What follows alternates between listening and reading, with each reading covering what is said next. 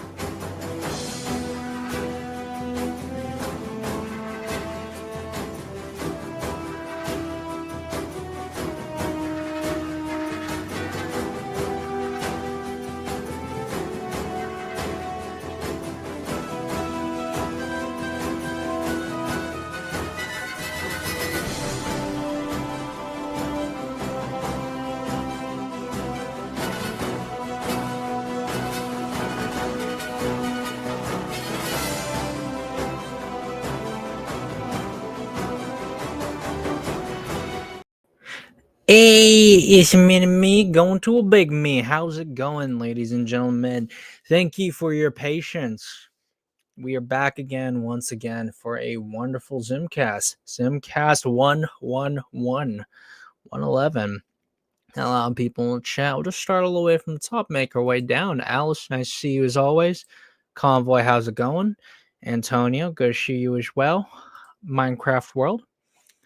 And Testing Inspector, good to see you as always. Nico, what's up, gamers? Speaking of gamers, I think Hosher put it earlier right down here. There it is. Thoughts on the Sonic Rumble X Godzilla crossover. So, like, I like Sonic. I also remember back in the oldie internet days when like Sonic dramas were like a big thing on YouTube and like Sonic commentary channels and stuff like that. That was fun. So like I'm not super versed in like all the Sonic lore or like what's going on in the community. And to be honest, I only heard about Sonic Rumble because it was sent to me in the Discord. So I have no context for what's going on, but we're getting 4 monsters. It seems to be anytime like Godzilla stuff gets licensed out now, it seems to be the case that you're getting like 2 or 4 monsters to work with. So usually means you get Godzilla, obviously, and then 3 other monsters to accompany him. So like they did with Giga Bash, you have Destroya, Mechagodzilla, and King Ghidorah. So they removed the 2 Showa reps. They removed Gigan and Hedorah from this little licensing agreement, it looks like. So it's interesting. But speaking of Destroya, we've been getting all kinds of news. Like we get Destroya and Sonic, Space Godzilla possibly in Supernova. I know the link regarding the Writers Guild of America, that thing got taken down. I'm not sure whether that is a sign that is it because they weren't supposed to leak it or it was because of the typo. Like a bunch of things could be going on to explain that. And if it's the case someone got fired, that'd be even funnier because that would be interesting to see like why that was done in the first place. But who knows? Evolve G, how's it going? How's it going? 05 as usual. I actually was first before Gigabash. And then test me it's almost Christmas and it's 80 degrees. That's just the south for you, man. I do not envy. I do not envy at all the heat down there. I love the cold. I like living up north for that exact reason. And Vic, how's it going? How's it going? But I've wasted enough time as it is when it comes to the buffer there. Once again, I apologize. Just IRL stuff sometimes happens and you gotta play the cards I'm dealt. But I do want to get into our art. So we'll also get some music in the background as well. But this first one here, I love this first one. This is the Zimcast Gamera art piece that Minecraft World did. So shows off everyone's Gameras. You've got my Gamera right here, the main one. And then we've got Nico's Gamera on its right, followed by Minecraft World's at the top there, and Vic's right there with his Franklin-looking face. To my Gamera's right or to your left, that'd be Hoshi's Gamera right there, which is cool to see.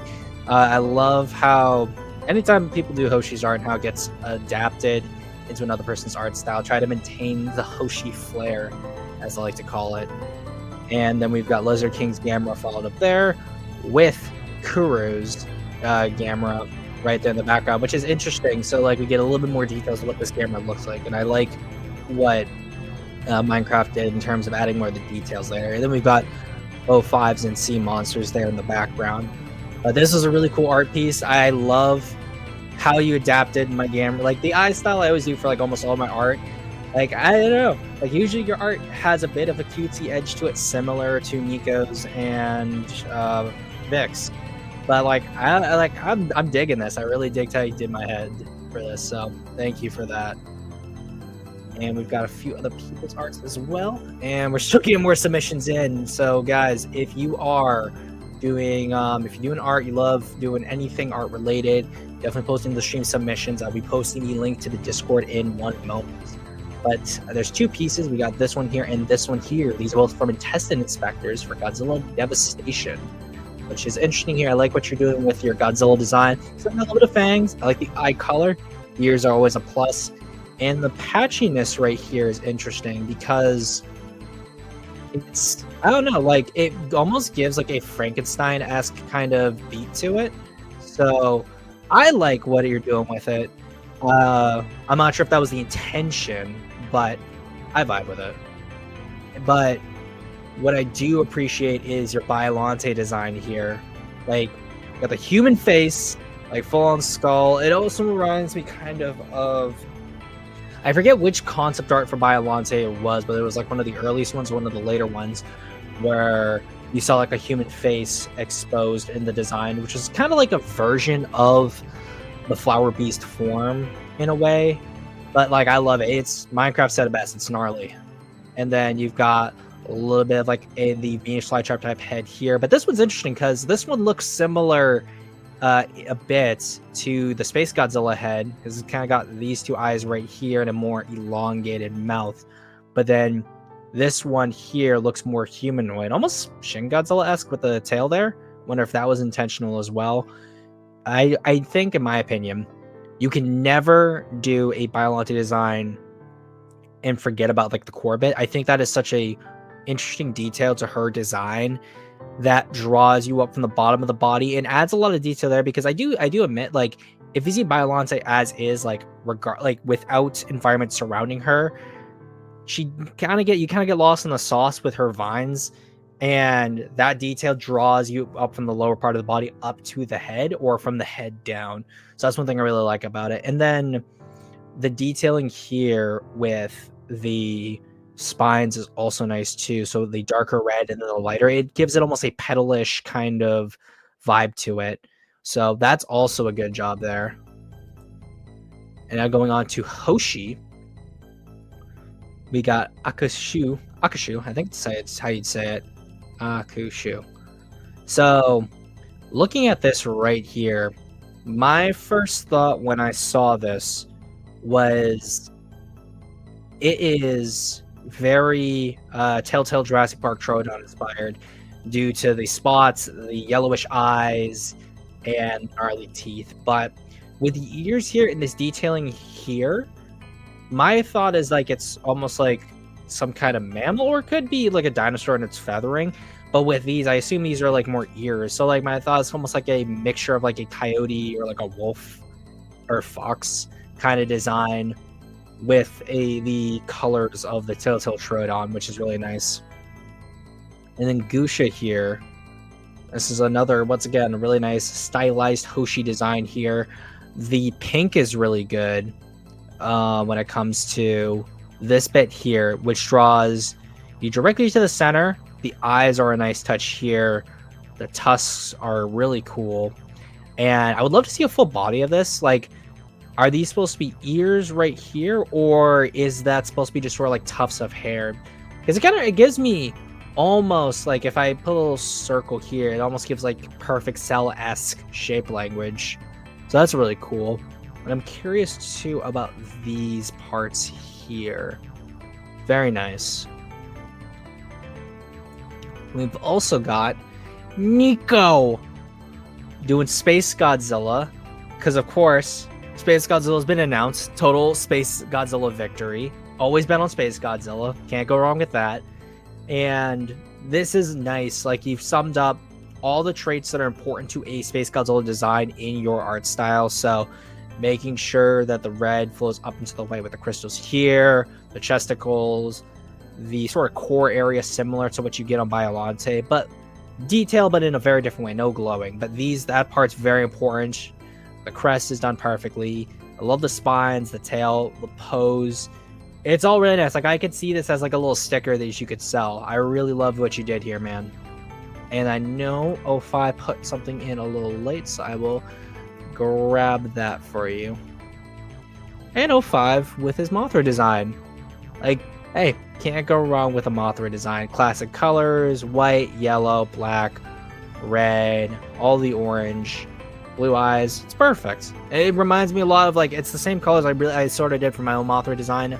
I think Mothra, even really a lot of the other kaiju, outside of like a few exceptions, I think that because we don't get as many redesigns for them, or designs that just don't like appeal as much to most fans, I think a lot of fan reinterpretations either go really extreme or they stick to the pretty traditional stuff. So overall, like, you can't go wrong with messing with the proportions and doing a Mothra design that stays very close to what you'd expect, but is kind of all your own. So good job as always, guys. Thank you. Goji, hey guys, I made 2 Christmas drawings for my school. One was a Christmas GD. I assume you mean Christmas Godzilla, which in that case, that's cool, man. I love that. Thank you. Of course, man. No problem. No problem. And I think someone who isn't really here too often asked me a question. I think it was, yep, there it is. Evolved G. What is your opinion on Godzilla X Kong: The New Empire? I am not the biggest fan of it, and if you like it, more power to you. But it's just not really the direction I want the MonsterVerse to go. I think there's a lot of things that are wrong when it comes to where I decided to go with things, and yeah. That's just me, though. But speaking of Godzilla X Kong: The New Empire, the videos that we're going to be going over are old. They are very, very old. I should put that as context. The latest, the oldest video is from March 11th. And the newest one is after -1 and New Empire had come out around April 7th. And now this channel, huge. I think might be, besides maybe I think Doctor Who himself, Anthony Gramuglia, this might be one of the bigger channels that I've talked about. Because I think Skipper might be larger. I know Anthony's probably larger too. I really didn't check. I just know a lot bigger channel than I am. I'll say that. I know Tex from a long while. He's a fellow apostle of Snyder. I wish you made it public. A stream, I mean. Oh, as in you want, as in open forum. Because these videos are so short, we're probably gonna breeze through them pretty quickly. And I think in that case, we'll probably bring people on, just a little Q&A. I can do some gaming. If people want to do some Giga Bash, we can. And if anyone takes umbrage with what I'm saying, then I'm more than willing to discuss that. So, let's not be around the bush. Let's cut the music, as they say, and let's just get into it. Just publish that right there, as I sound like a cowboy for no reason whatsoever. There we go. Share the audio. All right, starting off. Why the MonsterVerse continues to thrive. This is the oldest one, like I mentioned. And for the sake of this, we'll play at 1.5 times speed. I already see a meme comment, and it's already gonna screw with how the audio sounds. I don't really care. I'm not I don't mind memes and videos, but I don't know. I think there's a purpose for it. I'll respond to one more thing before we get started. Hey Zim, how's it going? Surprised to learn Space Godzilla appearing Supernova. Sure, it was predictable, but still surprising nonetheless. What are your thoughts about this reveal? I do not want to spoil my thoughts in its entirety because I do have a stream that's going to be happening on Monday going more over that, which is why Space Godzilla will change the MonsterVerse. Forever, forever, forever. Crocodile alligator. I drive a Chevrolet movie theater. So Godzilla and Kong are set to team up to fight a big red ape and destroy cities in the process, and I couldn't be more excited for it. The MonsterVerse has always been an interesting shared universe to me. Not because the main thing holding them all together is the fact that they all involve giant monsters fighting, and that shady organization Monarch is somewhere in the story. No, it's more. I'll slow down just for a second, but we'll go that all again in just normal speed because I think these are shorter videos. So might as well just do them in normal speed.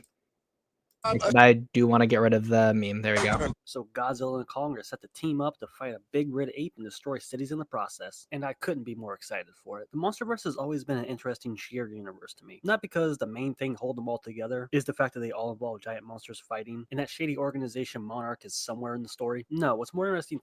I think what's interesting is the fact that he's talking about the shared universe being interesting because it's got giant monsters in it. But then in later videos, we'll talk about the fact that Godzilla's been doing this for a while in terms of this whole quote-unquote shared universe type of beat. But it's interesting as well because he mentions how, the shady organization Monarch that really, by at least this film, stopped being shady. Monarch hasn't been shady since 2014. There's nothing really shady about Monarchs. I think it's just a misread. And the reason why I think I'm putting so much stock into that misread is due to the fact that he'll essentially discount the continuity that people are taking issue with, being non-existent in these films in later videos. So I'll touch on that more as we get into it. But even just from the premise here as a channel that doesn't do a whole lot about Godzilla, what he's presenting here is I just like the monsters because they do the big smashy stuff. And, there's that organization shady that was a talking point back in the 2014 era. It's not really relevant now, but people used to talk about it. So it kind of makes sense in my script. I think that overall, at this point, how he's describing it is overall pretty lazy, but considering it is, again, a variety channel, I don't expect too much. But if you're going to talk about it and do 2 other videos about it because you're that passionate, then at least put more effort, I guess.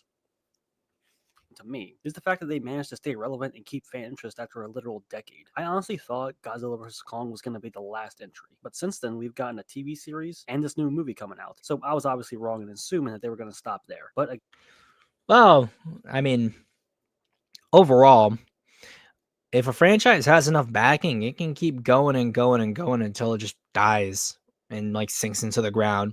The MCU is a perfect example of that because even with like major just general flops, the MCUs continue to truck on because there's at least a significant degree of profit that they are gaining that they believe is suitable to continue on in this shared universe, even if a lot of people, fans especially, do not believe this to be the case. again, the fan interest is still here and doesn't seem to be disappearing at all. So I want to talk briefly about how they managed to do this. Why fans seem to be engaged in this universe when others seem to be either losing steam or just flat. Tex is the casual viewer advocate, which I think is a higher tier than a plain casual viewer. And I don't know if that's worse than Art Bro, as Ledev called it. Personally, I find them equally irritating. I think that, in my opinion, there's no difference between the casual viewer advocate and the casual viewer themselves. It's just one decides to be a voice for the group that he is a part of in that case. Whereas with Art Bros, I think they're more just generally on the snobbier side to begin with and talk about things like my media literacy. And by my media literacy, what they really just mean is if media agrees with what I believe on a personal level. We just had a Smurf film this year. Think about that. It seems like every couple of years there's going to be a Smurf film that comes out. Like, it's weird having watched them on Boomerang and then forgetting about the Smurfs, and then a new live action movie comes out or a new anime movie comes out. I'm like, oh yeah, the Smurfs are a thing. Hey, I'm a variety channel. Yeah, you're a variety channel, but you're like, hey, I don't want to do the meme. I don't want to do the meme of thing but Japan. Like, I would say, like, you're not doing everything. Like, most of the stuff you cover, Gojin, is media that is not the most common thing. So it's like no one's really covering Garo. Not everyone's covering Uzumaki. If anything, you're late to covering Uzumaki. Not everyone's covering like Rider all the time. Not everyone's covering Godzilla all the time. I absolutely would do the thing Japan. Yeah, I mean, like, it is. I could definitely see someone making the argument that what I'm saying is essentially, oh, he's fine because it's thing Japan. But again, the difference in your case, Gojin, is that you're covering stuff that one isn't always in like the cultural zeitgeist or what's super popular at the time. Like, were you just doing like, oh, Marvel Rivals, newest movie, thing 1, thing 2, etc., that's coming out one after the other, like a certain movie fan we all know and love, then yeah, you'd be like what I mean by a variety channel. Whereas in this case, it's the variety channel of, oh, let's talk about the recent thing because it's in the news and it's definitely going to create clicks for ads and stuff like that. Which, again, I have no problem with that either. However, I feel that the problem with a lot of variety channels is they don't usually go too much into depth on the topics that they're covering. And the only times where you do see that is like the art broy type people. And then it stops becoming actual art analysis and more just a soapbox for those people's ideas. Out died. So what's the MonsterVerse doing right that allows it to Let me thrive go at back all? just What's so I doing don't cut them that off. allows it to verse- assuming its entry. But since then, we've gotten a TV series and this new movie coming out. So I was obviously wrong in assuming. It's funny. I'm sorry for pausing, but then it's interesting how he's talking about there's a new show and a new movie that's coming out. And the movie being incredibly divisive, even though it made a good bit of money, and then the show being overall either forgettable or hated by a lot of people. That they were going to stop there. But again, the fan interest is still here and doesn't seem to be disappearing at all. So it's also not going to disappear because it's Godzilla. Like, Godzilla's bigger than it has been in some time, but overall, Godzilla is going to be able to draw in people by that name alone, especially for also adding King Kong. So I want to talk briefly about how they managed to do this. Why fans seem to be engaged in this universe when others seem to be either losing steam or just flat out died. In the case of the MCU, the one reason why it's losing steam is because I believe that this is also in the same case as just the DCEU as a whole. You have, and I think that also the Monsterverse escaped this, I think, because after their kind of film flop, they just decided, you know what, let's do exactly what the fans want. Because you have the DCEU with Superman, and then you go directly into Batman versus Superman. You don't get a Batman origin story or them teaming up. You have them fighting, which for some people, that's going to be what they want. But for the vast majority of people, they want to see like two superheroes fight. They want to see a fun team up film like World's Finest. Something like that is what they're going to want to expect out of a Batman and a Superman crossover. But that also is coming off the heels of the fact that they are trying to be an alternative to the MCU. And unlike the MCU, they didn't allow other heroes to appear in their own solo films to build up this shared universe. Because you go from Superman to crossover to bigger crossover, Batman versus Superman into Justice League. Whereas with the MCU, you had Iron Man, you had Hulk, Captain America, Thor. Which films are good, which films are bad varies depending on the person. A lot of people did not like the earlier Thor movies, and Hulk movies were okay. Captain America was pretty good. The Iron Man movie, everyone knows about that. Then you have the big team up with the Avengers. You have other solo hero stories with Winter Soldier, Iron Man 2, Dark World. And then you also don't get another Hulk movie because Hulk's rights are wonderfully annoying. And you transition again into introducing more heroes, Avengers, Age of Ultron. So essentially, you'd always have that period where they build up what's going on in the universe before they go into the next big crossover thing.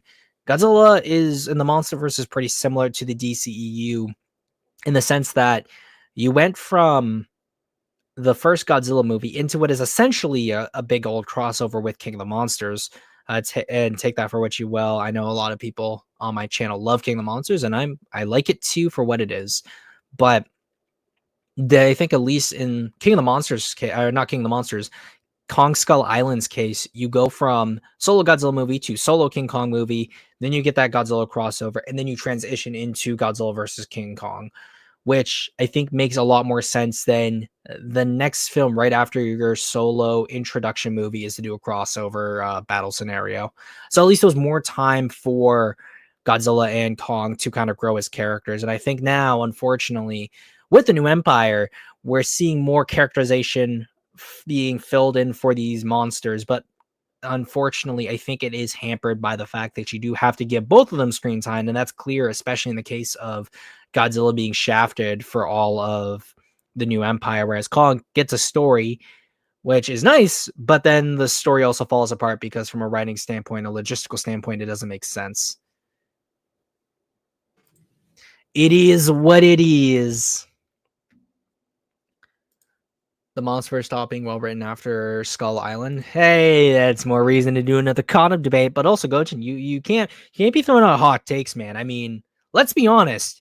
You still have that Shin debate, my man. So don't be throwing out them hot takes. After Supernova, I hope we get solo films. I do wanna. I'll probably talk about the idea of solo films in the future Monsters films, where I think that we could go with that, because there's a lot of problems. There's a lot of problems with the prospect of solo films, given how, unfortunately, the general audience, the log around our neck is, and how Toho tends to treat some of their kaiju. But there is that. I love the differences. Did someone say condom debate? No, absolutely not. Just no. Yes! Yeah, Mr. White! So what's the Monsterverse doing right that allows it to thrive for this long? Let's get into it and discuss it a bit. Interior. But before I get into the main reasons, I do want to acknowledge that the concept of giant monsters fighting each other will always pique a lot of people's interest. So that kind of goes without saying, But besides that, it really comes down to two main factors, to me anyway. It's quality and frequency. Let's talk So quality and frequency, that's the thesis that's being set up here. So keep that in mind. about quality first. These movies are pretty well made for the most part. Sure, the writing leaves a bit to be desired, but from a production if you're gonna make a point, do not caveat it right away by essentially dismissing the strongest argument that's being made. So we'll just go back to what he just said. It really comes down to two main factors, to me anyway. It's quality and frequency. Let's talk about quality first. These movies are pretty well made for the most part. Sure, the writing leaves a bit to be desired. That is, the writing would be a measure of quality. So I do not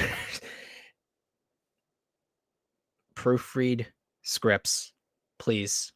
Like, but then the other thing too is that then it makes me wonder is like, do people just assume that writing it's acceptable to be bad and therefore like is not a measure of quality to some people? Because I do know in a lot of cases, and I feel like Tex is one of those, I come in specifically for the monsters type of beat rather than I want a fulfilling human story and good monster action, because a good story with humans in it will only make the experience better.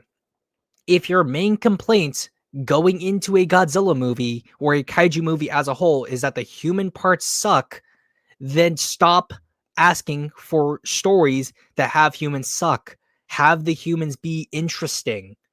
Actually have well-written human stories so it doesn't feel like as much of a drag from kaiju scene to kaiju scene.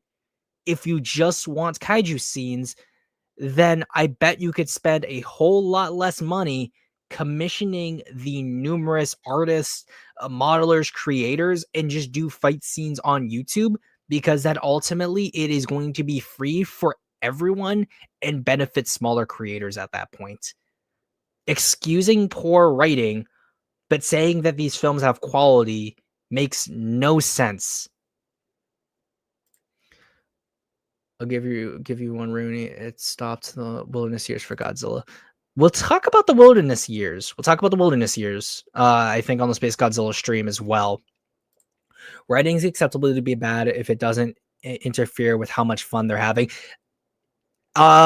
Rooney, since you are going to probably be here for a little bit, would you be able to, when he starts saying the word fun, would you be able to keep a fun track? Keep a track of how many times the word fun is used, because especially the further we get into these videos, he will say fun a whole hell of a lot more.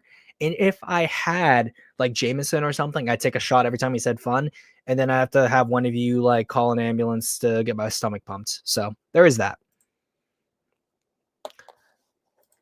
The direction quality also dropped after Skull Island, and the VFX are very hit and miss. Well, that's the thing. He'll talk about the VFX right now, so let's go over this. But from a production standpoint, these movies are really a spectacle to behold. And I'm not just blowing hot air. Many people just straight up like these movies. If you take a look at the scores, just because people like things does not mean that they are good or of quality. I don't understand why people will make statements like this in videos. Like, just qualify it more, please. Like, just because someone likes something doesn't mean necessarily it is of quality. Like, there's a lot of issues with Godzilla 2014 writing wise and even VFX wise, but I still like it. People, yeah, there you go. Minecraft said it right there. People like The Force Awakens. People like The Last Jedi. People like Tommy Wiseau's movie, The Room. People like Godzilla 98. Or people liked that new, not the one with The Rock, the other Doom movie. People liked that. There's a whole lot of things that people like that are not necessarily of objective good quality. Liking something does not equate to good. they're all received relatively pretty well, surprisingly, even with most of the critics, but mainly with the audiences, the ones actually paying to see these movies. Also, But what do you mean? Wait, what? bit to be desired. But from a production standpoint, these movies are really a spectacle to behold. And It is interesting too, where we have people, VFX people, who come on and have talked about the VFX issues in some of these films.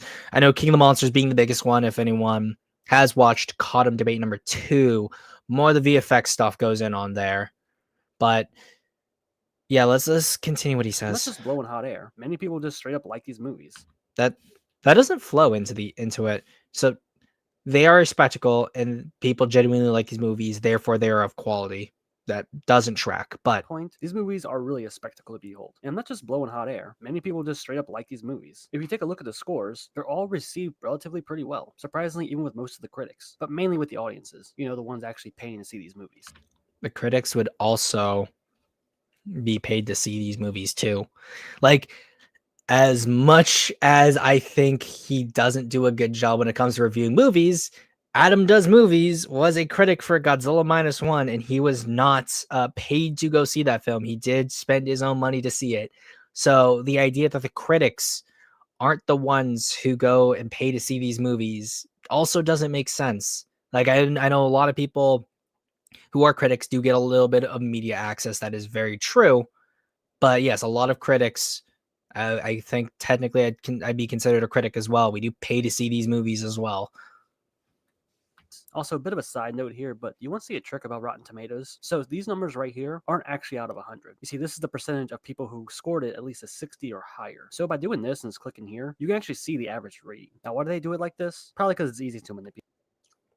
But it'd still be out of 100. You just got to do more maths to explain it properly. So this score can go up and down depending on the rating, really. I just want to throw this in here because I don't think many people actually know about this, and I don't know any other time where I'll be able to mention this, so here you go. But anyway, these MonsterVerse movies still seem to score relatively well, and not only well received in reviews, but in the box office numbers too. They all do pretty well. Even Godzilla vs. Kong did well, and that was available to stream on HBO Max the same day it was released in theaters. Yeah, okay. And the Bayforce Transformers movies did gangbuster numbers. I would not then also say that those films are shining examples of writing. So, yeah, just because more monies does not therefore mean more good. Same thing for the live action Disney Star Wars stuff. Just because that was also pretty well done in terms of box office numbers does not mean that that is also therefore good or of quality. That's really saying something. I do know some people will say that quality is mostly subjective because it depends on what you're looking for. But to me, for fun action, big monsters, and spectacle, these movies definitely hit the mark. Though I do know several fans don't like this universe. Let's go back. Let's go back to what you just said. That was available to stream on HBO Max the same day it was released in theaters. So that's really saying something. I do know some people will say that quality is mostly subjective because So quality is mostly subjective because depends on what you're looking for. But to me, it depends on what you're looking for. So not necessarily, I guess you could make that argument, but if I was to define what is quality, quality would be well done VFX, well written story, good acting, good soundtrack, like just overall something that is like adhering to what is the standard or exceeding that. So like the problem with a lot of the Monsters movies, they would not be of quality because some of the writing isn't that good or some of the VFX aren't that good. Things like that would then discredit it from being of quality. And then you can break down scenes, writing, stuff like that to then argue back and forth as to why that is either correct or incorrect. for fun action, big monsters, and spectacle, these movies definitely hit the mark. Though I do know several fans don't like that this universe has gotten a bit more silly over the years, and isn't as serious as the first few entries, with each new film moving further away from the darker tone that was set in Godzilla 2014. I understand this feeling, but to me personally, I don't mind it, because Okay, just because you don't mind it does not therefore delegitimize what it is that they're saying. If anything, you are part of the problem because the continued desire to move further and further into the silly direction has de-emphasized writing when it comes to human characters, lore, consistency, and things of that nature. So then, in my estimation and how I would consider things when it comes to what is helping or what is hindering the Monsterverse, it is this sentiment that is a problem that is plaguing the Monsterverse, and why, depending on how Supernova is, may or may not set the record for what the Monsterverse is going to continue to be, because I do not believe that the direction that is taken where Godzilla and Kong do a few things at different points, they come together, fight big enemy, beat big enemy, and they go their separate ways. I don't think that that is going to be able to be replicated over and over again. And I think that people saying otherwise tend to forget about the fact that the Showa era did this, and it survived longer than I think a lot of people would expect it to survive. In the Heisei era, in a lot of cases, people do consider that the Heisei series starts to drop off the further it went on. And I think it ended properly when it did. And then you have something like Godzilla Final Wars that is pretty much balls to the walls action, the thing that people like this would love to see. It was extremely underperforming. So I do not think that the trend that the Monsterverse is going in historically is a path that leads to Godzilla having longevity, which is something he says is actually what gives Godzilla's longevity, is that he's been silly, he's been serious. I just finished watching Lord of the Rings, didn't know this was happening. Hi, hello, Lau. It's good to see you. I think it balances it all decently well between the action, the drama, the human characters, and the big monster fights. Yeah, it's not as dark, but I think it makes up for it with the sheer amount of fun that these films have. I please, I beg you. I'm not keeping track of them. Please, I hope someone is in the chat right now, keeping track of how many times he says the word fun, because it's just going to keep on getting worse and worse. Because I think it balances it all decently well between the action, the drama, the human characters, and the big monster fights. Yeah, it's not as dark, but I think it makes up for it with the sheer amount of fun that these films have. But dark and serious can be fun too. Like, people can find something fun for completely different reasons, or find different things inherently to be fun. So no, it's not going to make up for what people are saying is lacking or things of that nature. And like saying that, it is essentially kind of diminishing what these other people are wanting, because, ooh, more monsters, more powy, more fun. I've, like Minecraft says right here, I found the Gamera trilogy to be fun to watch. I found the Batman to be fun to watch. I found All Quiet on the Western Front, to be a fun watch. I found Taxi Driver to be a fun watch. I found Joker to be a fun watch. Found what's it called? I think it's a Good and Lawful Citizen. That was a fun watch. A Few Good Men, a fun watch. Like, there's many films that are dark or serious or even horrific that are fun watches because of their inherent quality. I think just fun is such a buzzword, and it means nothing. It just means I like this thing, rather than it really defining anything. As well as balancing all the other things I just listed. Sure, it's not going to please everyone, but broadly speaking, judging from the numbers and the reviews and the word of mouth, these movies are generally well received, and a lot of people believe that they're well made, so you're getting a pretty good quality product here. Now, the next big... I think, too, another reason why these movies are well received is due to the fact that people don't expect better from Godzilla, unfortunately. And I know he talks about how people are like, it's weird that people are thinking it's like the first serious Godzilla film, and I think that in a lot of cases, those same people, outside of like maybe 54, maybe, and this is a stretch, 84, they don't consider Godzilla to be inherently silly. I mean, inherently serious. I think it is an inherently silly concept or a silly character. So therefore, when something is actually taken with seriousness, with sincerity, and they are actually able to buy into the fantasy that is Godzilla, that's when, like, oh, wow, I finally get it. Godzilla can't be serious. This is really good. Okay, wow, welcome to where a lot of us have been for like years and years on end.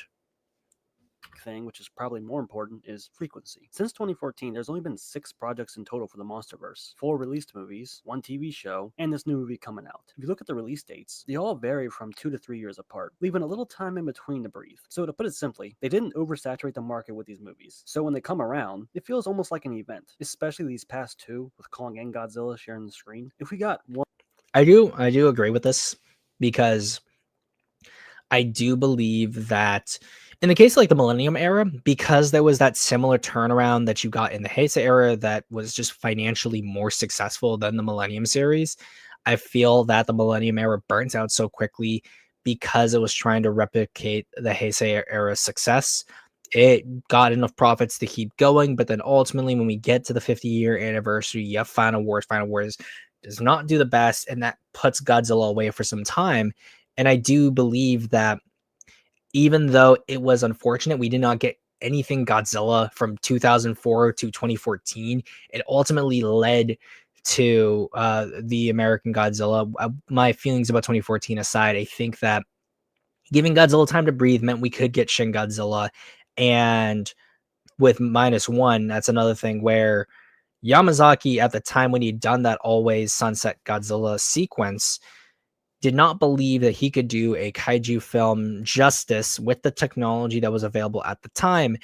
And now that technology had caught up, and he makes -1. -1 does super well, but and this is something I'll talk about in my -0 video, is that the amount of control that Yamazaki has is closer to that of some American directors, and it's unprecedented when it comes to what a Godzilla director singularly has control over. I'd say closest to that would probably be Shin Godzilla, because I think that Anno and Higuchi split those roles equally between them and had around the same level of control as Yamazaki did.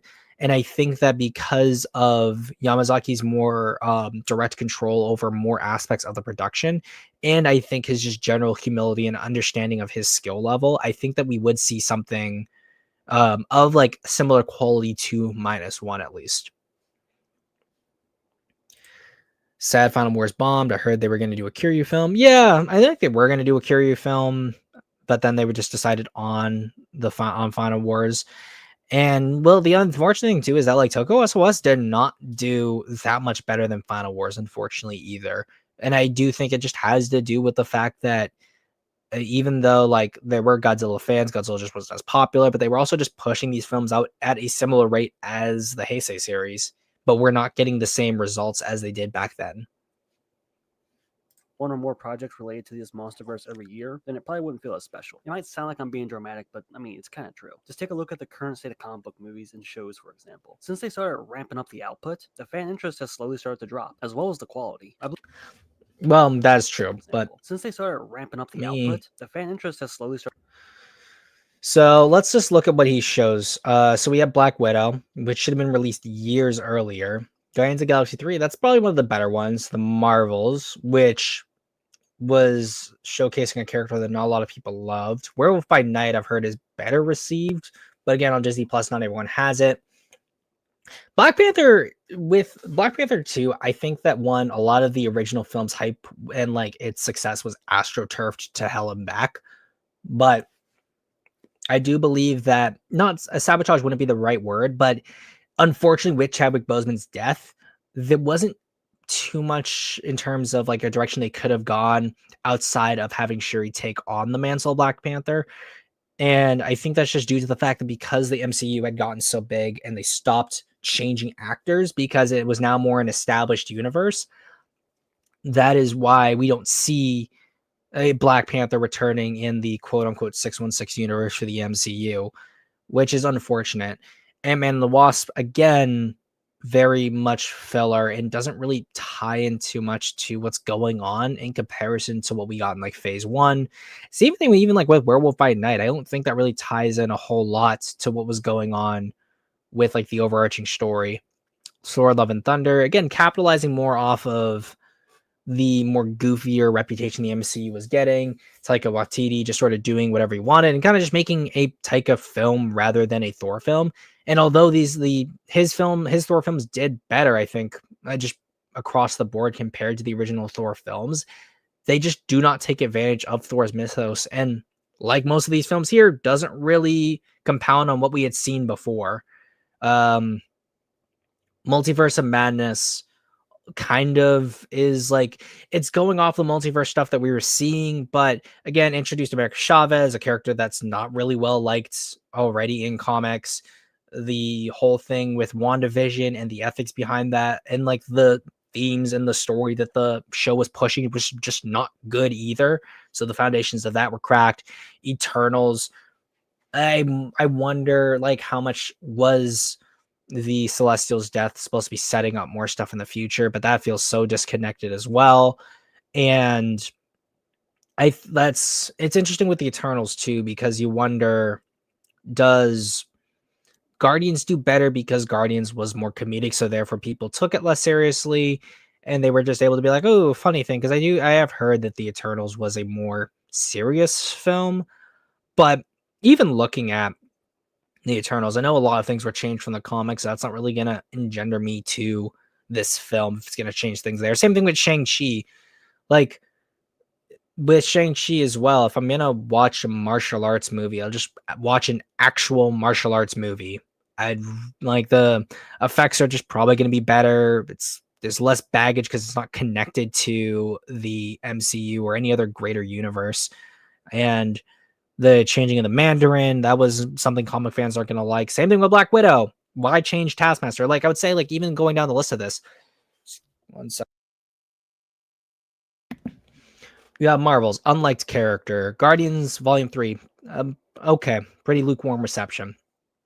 You get MODOK. MODOK's changed a lot, and then effects really bad. Black Panther kind of like, I don't think, just derailed. That's the word. Derailed because of Chadwick's death, unfortunately. And then also butchering Namor as a character. Werewolf by Night was okay, but was banished to Disney Plus. Butchered Gore, as well as brought in Jane Foster, another controversial comic decision. Brought in America Chavez, very controversial character, not a lot of people liked, as well as compounding on the issues they had with Rhonda's characterization from WandaVision. And I'm going to ignore Spider-Man because I want to talk about that at the end. Eternals changed some obscure characters and didn't really have anything compelling with them. So there's that. Shang-Chi changed up the Mandarin, and Shang-Chi as a character was okay, but like all of those connective tissues just weren't that good. And then with Black Widow, she's already dead in the current timeline, and they changed a famous character and squandered their potential. And like that sets up for their demise in Thunderbolt. So there's that. With Spider-Man, I think that even though I still have issues with all three of the films, Spider-Man really had a proper like beginning, middle, and then end to that part of his life, similar to what they did with Iron Man. And with Spider-Man being such a popular character, you can have detractors, but for the most part, I think that they just had more care behind making sure that the Spider-Man films were good. And you see that they bring in Andrew Garfield, bring in Tobey Maguire, bring like some of the famous villains. It's a lot of fan stars. People are gonna like that. You get things like I'm something of a scientist myself. Andrew's Peter being able to save MJ. You get those little tidbits that are gonna make people go, "Oh!" in the theaters. Like I only saw No Way Home once, and it was like opening night packed theater. I saw it with a few friends, and like that experience was really fun. I really enjoyed it. Watched it at home, and this is okay, but it just didn't hit as hard as sitting in a theater with a bunch of people building into the hype and things like that. And I think that's also something that I believe will be talked about more as theaters just kind of get phased out, because there's the whole thing with Netflix where you are going to lose that community aspect that you get from like opening night or close to opening night screenings, where it is you and all of like the big fans of this franchise that you're engaging with this product at the same time and able to sort of take in the fun. And this is the only time I use it like demously, that fun atmosphere that comes from being around other fans. Like as much like I think I didn't see GXK like its opening day. I think I like missed it by like a day because I had work. But even though it wasn't like opening day, I saw it pretty early in its runtime. And even leaving the theater, I didn't really like it. But seeing a bunch of kids coming out and talking about it, enjoying themselves, that type of positivity and that innocent positivity is infectious. Or maybe I'm just getting old. Start to drop, as well as the quality. I believe by having fewer projects, it ensures they don't oversaturate the market. But more importantly, it makes sure the quality of them stays up to par. I mean, these movies are expensive to make. These giant Yeah, they're expensive to make, but again, you discounted the quality when it came to their writing, and you don't really explain like how the CGI of these effects are good outside of like they're a spectacle and people seem to really like them and go see them. CGI monsters and special effects aren't cheap. So I think it's pretty smart they didn't try to stretch their budget and resources too thin. It's actually kind of funny. A lot of comic book movies and most MCU movies are actually pretty expensive but look terrible. It's probably because they're stretching the resources too thin. I'm pretty sure there's more things I could mention, but almost like an event. Well, I just want to go back real quick. It's actually kind of giant CGI monsters. If I recall correctly, also, even looking here is interesting. Like you have Kong Skull Island, still what people consider to be the best MonsterVerse movie, having the biggest budget. And then 2014, having a smaller budget than King of the Monsters, but I think is a visually better film because it was also directed by someone who was more versed with visual effects, and therefore I think that's why that film's better. But then I also say, too, the bigger budget of King of the Monsters is what allows it to have better effects than GVK or GXK, which I think GXK had the lowest budget. and special effects aren't cheap. So I think it's pretty smart they didn't try to stretch their budget and resources too thin. It's actually kind of funny. If anything, they're not stretching their budgets. They're just giving them smaller and smaller budgets, and they're having to stretch that. A lot of comic book movies and most MCU movies are actually pretty expensive but look terrible. It's probably because they're stretching the resources too thin. I'm pretty sure there's more things I could mention, but to me, it's really just those two main things. And they pair together pretty nicely because by releasing less projects, they ensure that they don't oversaturate the market, as well as not stretch their budget and resources too thin, which in turn keeps the quality pretty high. Therefore, fans stay pretty interested. So basically, they don't drop these movies too often, and when they do, they're pretty good. I guess that's the short version. But yeah, that's gonna do for the video. Very short and sweet, to the point. If there's anything you would like to add, go and leave a comment down below. Definitely. Like that's at least like between the two. I do understand the frequency thing. I think that is fair. Looking forward to the new movie. So thanks for watching. I'll catch you next time. It's beautiful, beautiful cinema. No, it's it's slop. It's slop cinema, guys. But let's get into the next one. This is Godzilla Minus One was better. Godzilla X Kong reviews, and we'll go normal speed. Let them fight seem a distant memory as what unfolds is a relentless onslaught of increasingly ridiculous twists and turns that challenge the boundaries of plausibility. I'm here to tell you right now, we don't care. I know for a fact we do as Godzilla fans, considering the amount of discourse surrounding it. So you may not, because you're not in this community. You are quite literally a tourist to the community. So we do care. So no, do not speak for us. You fuck! You fuck! There you go. You get two of them. Let me tell you, we don't care.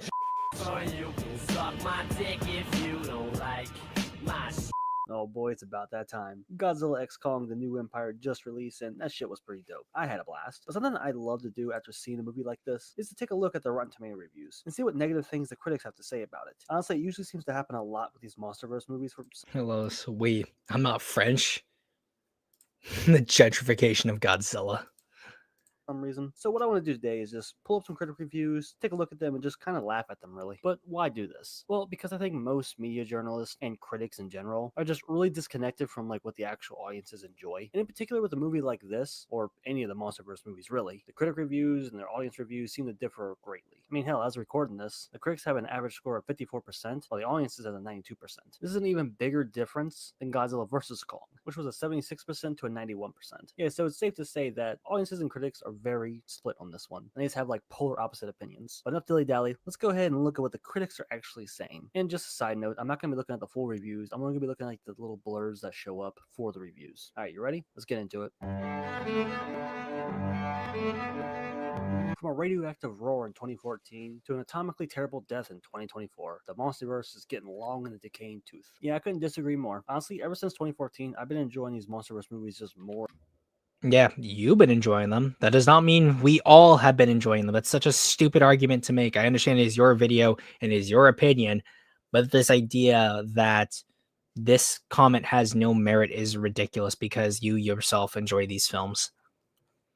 More and more. I mean, King of the Monsters was a little bit of a downgrade, but I still found it to be pretty rad. And I feel like each one upped the ante and just got bigger and bigger and just way more fun. And considering they only released... Oh, there we go. I heard it again. Again, I'm not keeping track of how many times he says fun, but please, oh please, if someone is in the comments, keep track of them, because once we get through the last video, I want to see if we know how many times he says fun. If not, we'll just put it back into the comments that way.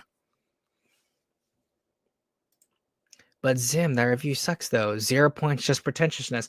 Well, it's just a blurb. I don't know what the full review is, and he just says he doesn't even want to show the full review, so I don't necessarily know what his like rhetoric is when it comes to the MonsterVerse decaying. So, is it pretentious? Sure. These movies every like 2 to 3 years. I feel like they don't overstay their welcome or feel oversaturated. Godzilla X Kong is the epitome of a popcorn flick. While it's not providing much in the way of characters, death, or storyline, it makes up for it with entertaining action and dumb yet fun fight sequences. Yeah, I agree, Godzilla X Kong is a popcorn flick through and through, and it's so much fun. And let's be real here, most of the time, the characters, like the human characters, are most people's least favorite part of these movies. Yeah, if they're everyone's least favorite part of these movies, then they should be better, so they don't feel like a slog, so we're not wasting money on these storylines and these movies. And if we're going to put effort into it, then maybe there'll be a larger return on their investment and people would actually enjoy it more. Like, I never get this argument. It's so dumb. So the fact they actually downsized it a little bit was just a huge plus, at least to me. Again, at least to you. Like, we downsize the plot when it comes to the human side. They make even more irrational decisions. The story surrounding the humans convolutes the world even more, and if anything, breaks the continuity and stakes of previous films in order so that this film can have its payoffs. Anyway, director Adam Wingard tries but can't make the action mayhem hold our attention. It's never more than pointless carnage, and the filmmaking blithely ignores the millions of humans who perish in all this full-on destruction. We need to find the snake for our snake. Oh, look, it's the Anaconda movie that I don't want to see because it's a comedy. Like that shot right there, that was really cool of like that snake chasing after him. But like, I know everyone here all like doing comedy bits. I just do not care. Like, I just want to see a creature feature played straight. Like, I could build an entire Wix website about how we need to just get like actual, just general, fun, serious B-movie monster stuff. Like, we need it again. Slopaconda. Full-on destruction. Hey, ain't nobody trying to hear that bullshit. These films Every time someone says something he doesn't like.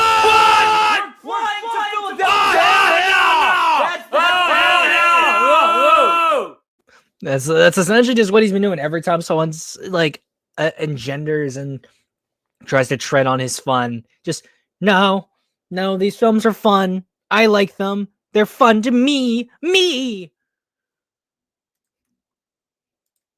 Yeah, it echoes. Oh, did it echo? I'll make sure to move away from the mic if I ever use that sound bit again. I do not remember where that came from. I just know I got the meme. Someone gave it to me as a download. He said fun 15 times in the next video. Oh boy. In the first video, he said fun twice. I think he said it more than twice in the first video. films may be empty, they can be strangely stimulating. Godzilla X Calling New Empire, however, is the MonsterVerse at its weakest. Its spectacle is even duller than its story, which is already nonsensical. Not to give away too much here, but yeah, the story is very simple, but like the lore that they added to Hollow Earth. Yeah, it may be a little weird, a little strange, but you know what? I think it fits perfectly. Especially how does it fit perfectly if it's contradicted by previous lore? Like, please, like, simple question. Mothra and her inclusion in Godzilla X Calling the New Empire would be additional lore to the Hollow Earth. Explain to me how and why it would not be a breaking of the stakes of Godzilla King of the Monsters, or Godzilla 2014 for that matter, for Mothra to be down there this entire time, but only will appear when she's summoned like a Pokemon. And not to mention the fact that the Iwi, for the longest point, have never had any relation to Mothra. The only relation that they've had with a monster was Kong, not to mention the retconning of what the Great Apes were. Since, again, I say this all the time, there is external material that says otherwise. And then if the response is, well, I shouldn't read or look at external material to understand these films, sure, that still contradicts what we've seen on screen. But then my other question is, if the external material is supposed to supplement these films, why does the external material contradict itself and the movies? What is the point of engaging with it? If I literally, honestly, I could read fan fiction for free, and I could probably find better fan fiction that connects these films better than some of the comics and some of the stories that we have gotten in the MonsterVerse expanded universe. Like, if I'm going to engage with paid material involving this world, my only request is that just make it make sense and be consistent. Like, there's no reason I see, legitimately, the Monarch Legacy of Monsters is different from Godzilla Awakening and Godzilla 2014. They're like, all of those should connect in some way, shape, or form, instead of just being like, oh, I want to tell my own story. Initially, may be invested in like the greater universe that these characters are in, but I'm going to take what I want and do what I want to do. That's what Wingard did, and that's what a lot of the recent Monsterverse stuff is, and that's why I generally am not too interested in buying more Monsterverse comics. If I can find scans or someone gives me it, I am more than grateful for that, and I thank those people who think of me and buy me those things. But I'm not really going to go out of my way to consume it more. The only Monsterverse thing I can really think of besides the movies, which I'll buy just for completionism's sake, is going to be the Monster Manual, because I'm just interested to see what information they're going to put into it. Because is it just going to be the monsters we saw on screen? Is it going to be the monsters we saw on screen and then maybe some of the comic monsters that they feel are relevant to add? Because, of course, Tiamat first appeared in the comics. Does that mean we're going to see Kamazots? And if we're going to see Tiamat and Kamazots, is Shinomura going to appear? I'm just really curious to see what they're going to do with like a universe, like guidebook / Bible thing. With how absurd these movies have gotten, I think the way they expanded the lore was done pretty well. And with the story being nonsensical, I actually... So, a quick question. Like, how was it done well? Is there an example that you could give? Please? Is there?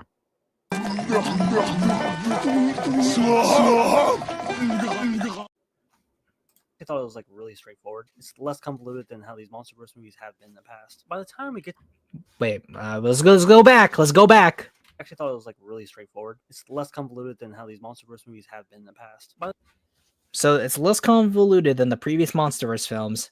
A film where we have a literal chosen one story that makes no sense and also contradicts the lore of the Iwi people. Continues on the trend that GVK did when it came to how they decided to make Hollow Earth.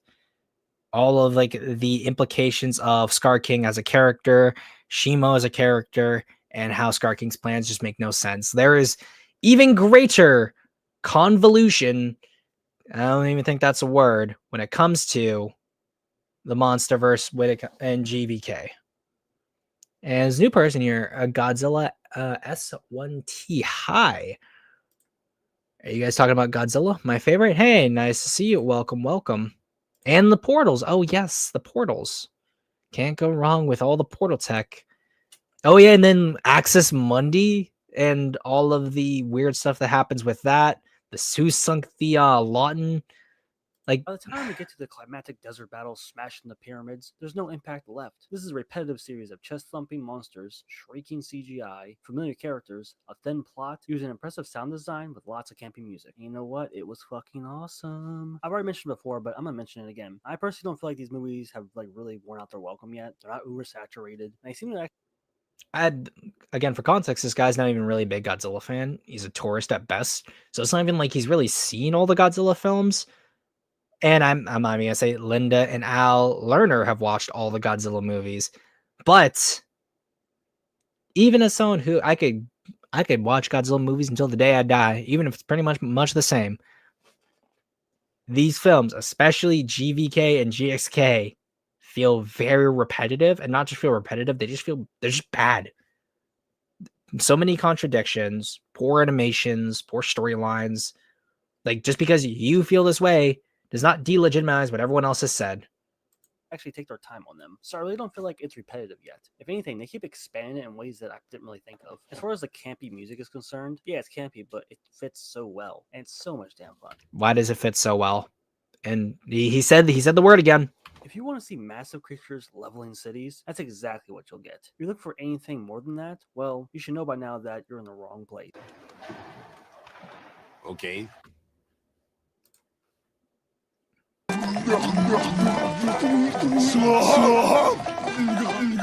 There you go. Yep.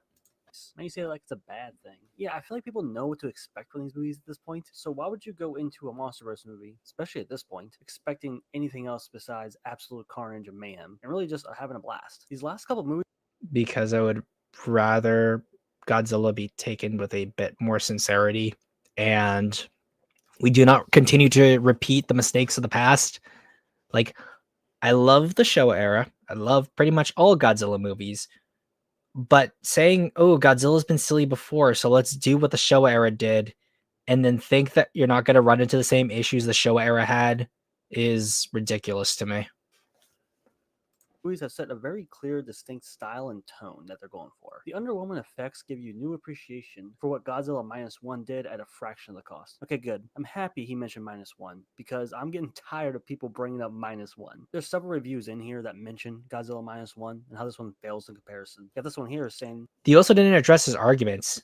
Godzilla Minus One just had more impressive visuals, but you said that the visual spectacle in the last video, you said that these films were a visual spectacle. So I think it should be pretty easy for you to show how, in a lot of ways, Godzilla Minus One is just not able to compare to some scene in GXK or GVK, or how they are at least on par. if they do another MonsterVerse movie, they should turn them over to Takahashi Yamazaki because he knows how to do it right. Wait. Oh, we got another Cheryl Honda, Takahashi Yamazaki. I want to hear him say it again. Here that mention Godzilla Minus One and how this one fails in comparison. Yet this one here is saying if they do another MonsterVerse movie, they should turn them over to Takahashi Yamazaki because he knows how to. Where is there an H right over here? Takahashi. So I guess the H is supposed to be like right there, Yamas. Okay. Do it right. Okay, look at this one, where Godzilla Minus One made the kaiju a metaphor that was arc and moving, thereby raising the emotional stakes as Tokyo crumbles and blah blah blah blah blah. I'll check out another one. Last year, Let me hear what he Japanese says. Tokyo Where Godzilla Minus One made the kaiju a metaphor that was arc and moving. Yeah, I don't know what that means. Thereby raising the emotional stakes as Tokyo crumbles. Here, that mayhem is the point, with a story just filling, made with artificial color and flavors to hold it together. Yeah, no, quite literally. He is saying that, yeah, the film, and like its human story especially, is slop for the monster action, which is true. But he wants to drown out because he likes his slop. He likes slop and he wants more slop. crumbles and blah blah blah blah blah. I'll check out another one. Last year, the Japanese film Godzilla Minus One proved that a monster movie can contain compelling human drama. Alas, that's not the case with Godzilla X Kong: The New Empire. Okay, so let me tell you why I'm tired of the Minus One comparisons. Yeah, Godzilla Minus One was a good movie. It's also a very different Godzilla movie. And people who say stuff like this seem to forget that Godzilla has a whole eras where Godzilla. This one made me laugh when I first read it. But here's the thing. If Godzilla Minus One can tell a compelling human story, are you saying that it is therefore impossible for an action film like Godzilla X Kong: The New Empire to tell a convincing human story? No, literally, it is this. It is this. I hate people bringing up Minus One because it defeats the arguments. And people who say stuff like this seem to forget that Godzilla has a whole eras where Godzilla's a whole eras, guys. It's a little bit goofy. He's very silly. He's very over the. Godzilla has a whole eras where Godzilla is just a little bit goofy. He's very silly. He's very over the top. But he also has movies where he's pretty serious. So when I see a comparison, it should also just be noted too that Godzilla, when they say, "Oh yeah, Godzilla's had whole eras," yeah, whole eras. You mean whole era where Godzilla was very silly, and when they decided to reboot Godzilla. Did they go super silly? No. They decided, you know what? Let's bring Godzilla back to his roots because that's what people liked about Godzilla from the beginning. Like, stop. It's almost revisionism at this point. And even though the Millennium series did not do as well as, for example, the Showa era when it comes to like highest attended films, Toho still decided, for the most part, with the exception of, say, a few scenes in Godzilla vs. Megaguirus and Godzilla Final Wars as a whole, they did not want to go in a more silly direction. And after like that period between Final Wars and Shin Godzilla, and then when we finally get new Japanese Godzilla films, none of them have been really silly. Shin Godzilla, not silly. The anime trilogy, not silly. Minus One, not silly. Minus Zero, probably not going to be a pretty silly film. So yeah, Godzilla had a era a long time ago that he was silly in. Godzilla has not been that way in years. It took me a while to accept that the fluctuating tones weren't the problem with a lot of Godzilla movies. It was a symptom of the problem. I think the fluctuating tones are indeed a problem. And I think that the issue is that due to the tone fluctuating in the early Showa period and appealing to children, and that was able to make a significant profit to continue the franchise, that is where the problem lies, I'd say. Like, I also want to pull up a few things from one of these books, because you can't do a Zimcast these days responding to someone without pulling from a book. So the book that we're going to be looking at today is one first for the channel, is the Ishiro Honda, a life and film from Godzilla to Kurosawa by Steve Reifel and Ed Gutschewski. And they are the same people who did Godzilla the first 70 years. So if you have this book, I want you to go to page 216, and I'll give a few people some time to get there while I do so as well. Now, this book's been out for a while, and a lot of people, when they're talking about Honda or doing research, it's always going to be coming from this book here.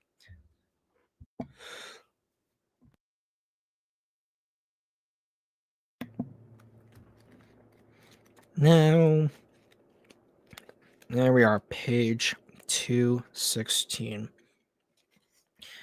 And so you're going to start on essentially that middle portion there, because it's two like big columns of information. It's going to start with the screenplay.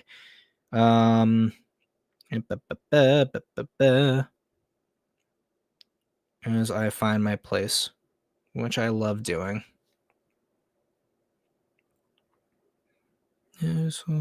Shooting.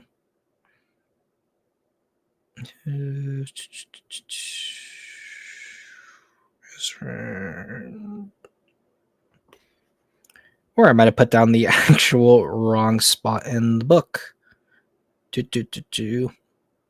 Yep, nope. Wrong spot. That was actually for a different set of notes. I did want to, however, go to 221, so that's my bad. And we're going to go starting here. It's actually essentially right in the middle, so... And this is a quote from Honda. I really enjoyed, it's something someone wrote to people at Toho. I really enjoyed Ghidorah, especially when Godzilla laughs, holding his stomach, wrote a child from Shizakura. I love the monster films by Toho much more than those teen films by Nikatsu or Daiei, wrote another from Ibaraki. A kid from Fukuoka rejoiced. We students have long vacations during the summer and winter, and almost always there is a monster film showing by Toho. Honda would praise the youngsters for their pure-hearted imagination, but he was clearly conflicted. He expressed resignation about the genre's inexorable changes and worry that management was condescending to children. There are those who feel that humor should be excluded from the creative process, opposing the idea of giving human-like characteristics to an animal. The original Godzilla was a prime example of this. The creators wrote the story from this viewpoint. However, since then, we have continued to create monsters from a variety of perspectives. Looking back on Ghidorah, I feel that most fans were elementary and middle school students. We, however, have never once made a film just for children. I am concerned that we are drifting towards taking the easy route, believing a silly story is okay, though it might be mocked by adults simply because the film is made for children. Kids will not tolerate nonsense. And Honda resolved to continue working with his usual seriousness. I feel that the filmmakers, first and foremost, must be surprised and astonished. What would happen if Godzilla really happened? What if Rodan actually hatched in today's world? So overall, like, Honda's sentiment has generally been that these films should be taken with a level of seriousness. He started that with Godzilla 54 and had that sentiment for a long while.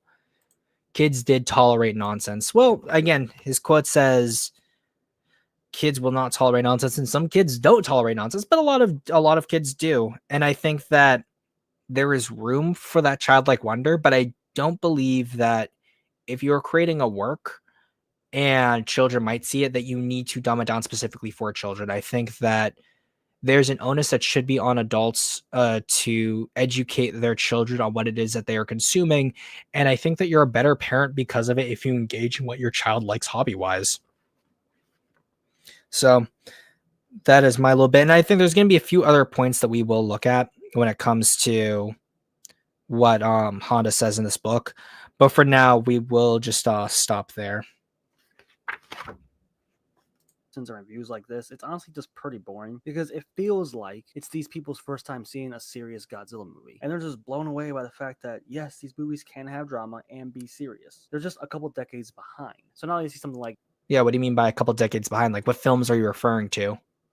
the MonsterVerse, which, like I said earlier, has a very distinct style and tone that it's purposely going for, and decides to compare the two, even though they're. But as you said in a previous video, the direction has moved away from 2014, so it's developing a new style. It is not a wholly unique style to the MonsterVerse, and it's very clear from Edward's vision to Wingard's vision that the Godzillas that in the movies that they are pulling from are very different from one another. So this idea that the MonsterVerse has this one style doesn't really make a whole lot of sense. They're vastly different, and that's intentional. They're both going for very different things. And ironically, they tend to forget that the MonsterVerse has a very serious Godzilla movie, Godzilla 2014, which apparently critics absolutely loved. I don't know. Yeah, and a lot of fans want to see them go back to that. To me, just comparing the two just seems like a waste of time. And I'm not a huge Godzilla fan. I mean, I've seen these MonsterVerse movies, I've seen the animated show, I've seen a couple of the Japanese ones, but yet even I know that Godzilla has been changed several times. He's been in Such as? dozens of different stories. Hell, a lot of them involve aliens and shit. So Yeah, what do you mean a lot of them involve aliens? That doesn't mean it's going to be inherently silly. That's stupid. That's so dumb. Like, is it oh, Godzilla, big lizard fighting aliens, therefore silly? What? Godzilla can get pretty damn wild. But again, on the flip Yeah, wild doesn't therefore mean silly and stupid. side, he can be very scary and very serious too. So basically what I'm saying is both of these can Wait, what? different stories. Hell, a lot of them involve aliens and shit. So Godzilla can get pretty damn wild. But again, on the flip side, he can be very scary and very serious too. Scary and serious can also mean wild as well. Like, what? Shin Godzilla is a pretty wild departure from most Godzilla films, and it's not a very silly film, so what? So basically what I'm saying is both of these can coexist without having to compare the two, or at least using one to demonize the other. Hell, you know what? I'm gonna do this. Let's say I'm a huge MonsterVerse fan. I didn't like -1. I could say something stupid like -1 had a dark, dreary, and gloomy tone, and there weren't that many kaijus or monster battles. It had way too much focus on human characters. So yeah, overall a pretty dull experience, because I expect big fights in my monster movies. Yeah, you see how dumb that sounds? Yeah, it is dumb, and MonsterVerse fans make this argument a lot. So, I mean, you're just voicing what a typical MonsterVerse fan says often. So, okay. What's that supposed to mean? Sorry to get all worked up, but I've been seeing this comparison online, and it's just so annoying. And it always comes from people who don't have that much exposure to Godzilla. So when I see them say stuff like this, it just makes me roll my eyes. You know, that reminds me, anyone else remember that terrible Dr. Skipper video? I see you and Skipper as being very similar in terms of where I place you on the whole spectrum of people who are not like big Godzilla fans and then engage with the franchise on this this website. about the Godzilla -1. That's the kind of energy that I feel like right here. Your word don't mean shit around here. Okay. Your word doesn't mean shit around here either, my guy. Have at it. But I do not have time for your candy-ass hero shit.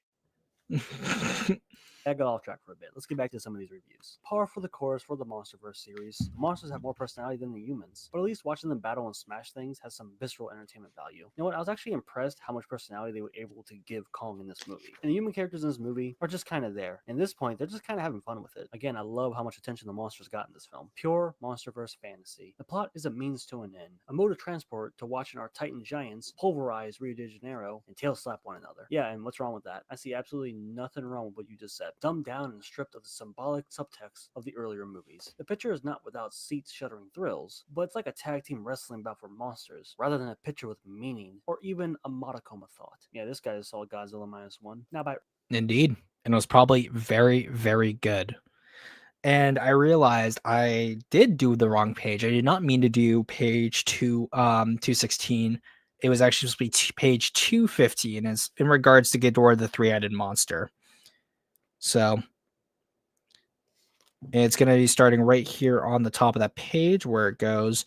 But the most troubling development for Honda was the Monster Summit scene, wherein Godzilla, Mothra, and Rodan converse in a cross-species dialect. I used the peanuts as Mothra's interpreters, but even that was something I had to force myself to do, Honda would later say. And though he could stomach the Earth monsters defending their turf, he thought it ridiculous that they would join forces to do it.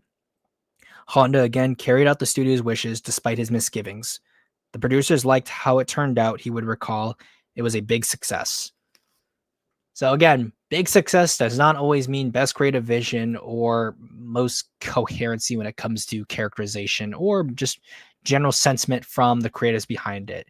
And I know that we've pulled from the Godzilla novelizations a lot when it comes to Kayama's comments, and he's mentioned how he did not want to do any of the Godzilla films after Raids again due to feeling like the original message had been watered down along with his own growing sentiments towards Godzilla. So take that for what you will. Earlier films, does he mean the earlier MonsterVerse films? Because realistically, there's only like one genuinely serious one, then one is kind of like a hybrid with Godzilla King of the Monsters, but the rest are clearly way more over the top and fun. Or is he talking about... But Kong Skull Island has sincerity to it, and it has moments of levity, but also moments of seriousness that balances it perfectly. And it is also a quote unquote fun film. I don't know why why do they always just look over Kong Skull Island, even though it's like one of the best MonsterVerse films? Older Godzilla films. And well, if he is, like I already mentioned, there's whole eras and even decades where Godzilla was very different. Yes. You mean the 70s? Because Godzilla is like kind of sillier in the 60s, without a doubt. You're just talking about the 70s, because the 80s and the 90s and the 2000s and the 50s, serious. So really, out of like, if we're gonna talk about decades, we'd have to go the 50s, the 60s, the 70s, 80s, 90s, 2000s. And I'm not going to split it between early and late 2000s, but for the most part, 50s, because it's only two films, serious. 60s, not as serious, but more goofy. So I'll say the 60s were goofy. 70s, goofy, sure. 80s, so Biollante in 84, serious. 90s, for the most part, serious. The 2000s, and we'll do it all the way to Final Wars, with the exception of one film, overall pretty serious. And with the Reiwa films, Shin Godzilla -1, both very serious films. Toho has never really gone back to the silly eras, as this man likes to say, but what he really means is just decades where Godzilla was silly. Then I think it says something about where they want to take Godzilla as a character. So I don't really get this one. Terrible in every other conventional way. Boy, ain't no way, boy. Godzilla x Kong is as big and as loud as expected, but when the dust is settled, there's nothing to hold on to. The kaiju clash is a crushing bore. I don't know if we saw the same movie, but this thing was a non-stop joyride. Seriously, it was just so much fun from start to... For anyone who's still keeping count, consider... No, that's unfair. I was going to say, consider joyride him just using another word for fun, but no, I won't be that mean. Finish. And for a 2-hour movie, it really just flew by. I'll be honest with you guys, I think I'm about done reading all these. Not for real, I actually have like a lot more screenshotted. I'll just throw them on screen, but I'm getting kind of bored of reading them. By now, I think you kind of get the point. Most critics seem to see this movie as nothing more than just big, dumb, stupid, and loud, with no deeper meanings and symbolism, and basically not being -1. But ironically, that's probably the same reason why so many people like it. It's big. It's why so many people... I just want to go back real quick. Let's see. Stupid, and loud, with no... I want to see if anyone here mentions -1, which I do not see. Deeper meanings and symbolism.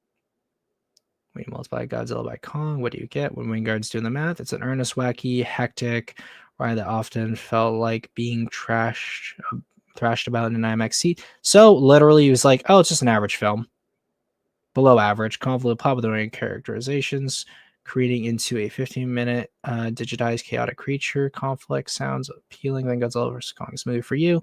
Okay, below average, just average. Like most of these are saying that the film is, for the most part, outside of a few exceptions, just an average film, not a bad film. Like this would be the only one I'd say is a bad review. Most of them are just saying it's an average film, not that it's terrible, and none of them mention -1. So I'd assume at best him just making a generalization, at worst a lie. Symbolism, and basically not being -1. But ironically, that's probably the same reason why so many people like it. It's big, it's fun, I see a pattern, Zim. He gets bored easily. Very telling.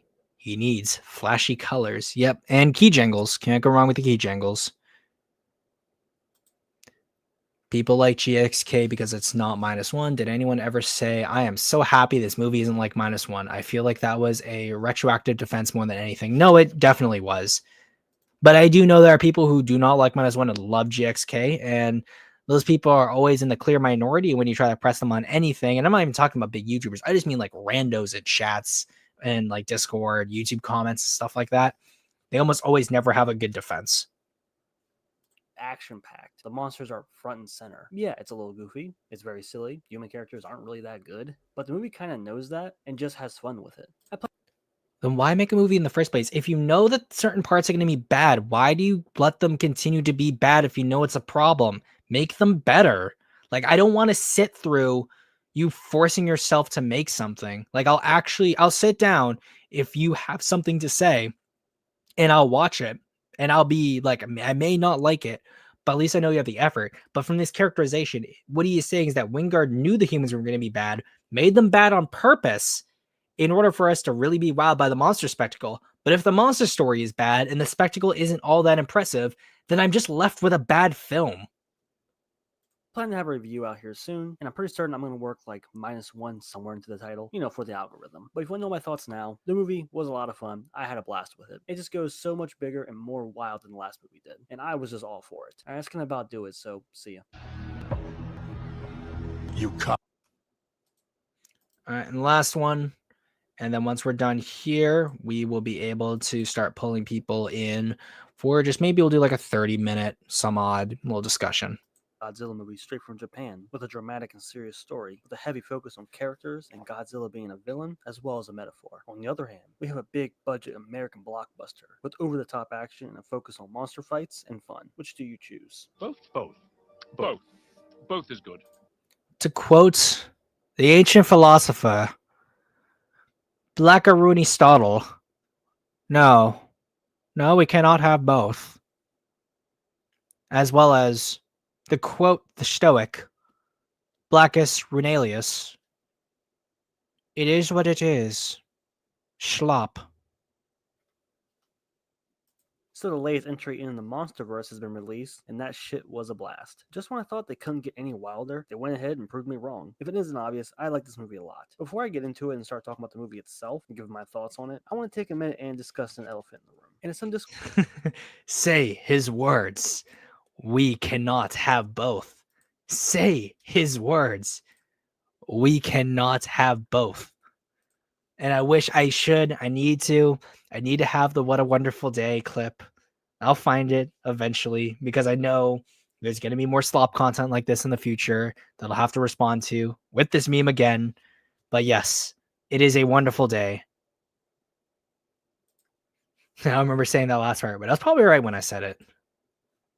discourse I've been seeing around this movie ever since its release. Hell, since it was announced, really. And that's the -1 comparisons. Now, I've talked about this before in my previous video, where I took a look at some Rotten Tomatoes reviews, because I kept seeing them also compare it to -1. So I'm going to reiterate some of the stuff I said there, as well as expand on it a bit more. So let's go ahead and get this out of the way first. When a good thing goes bad, it's not the end of the world.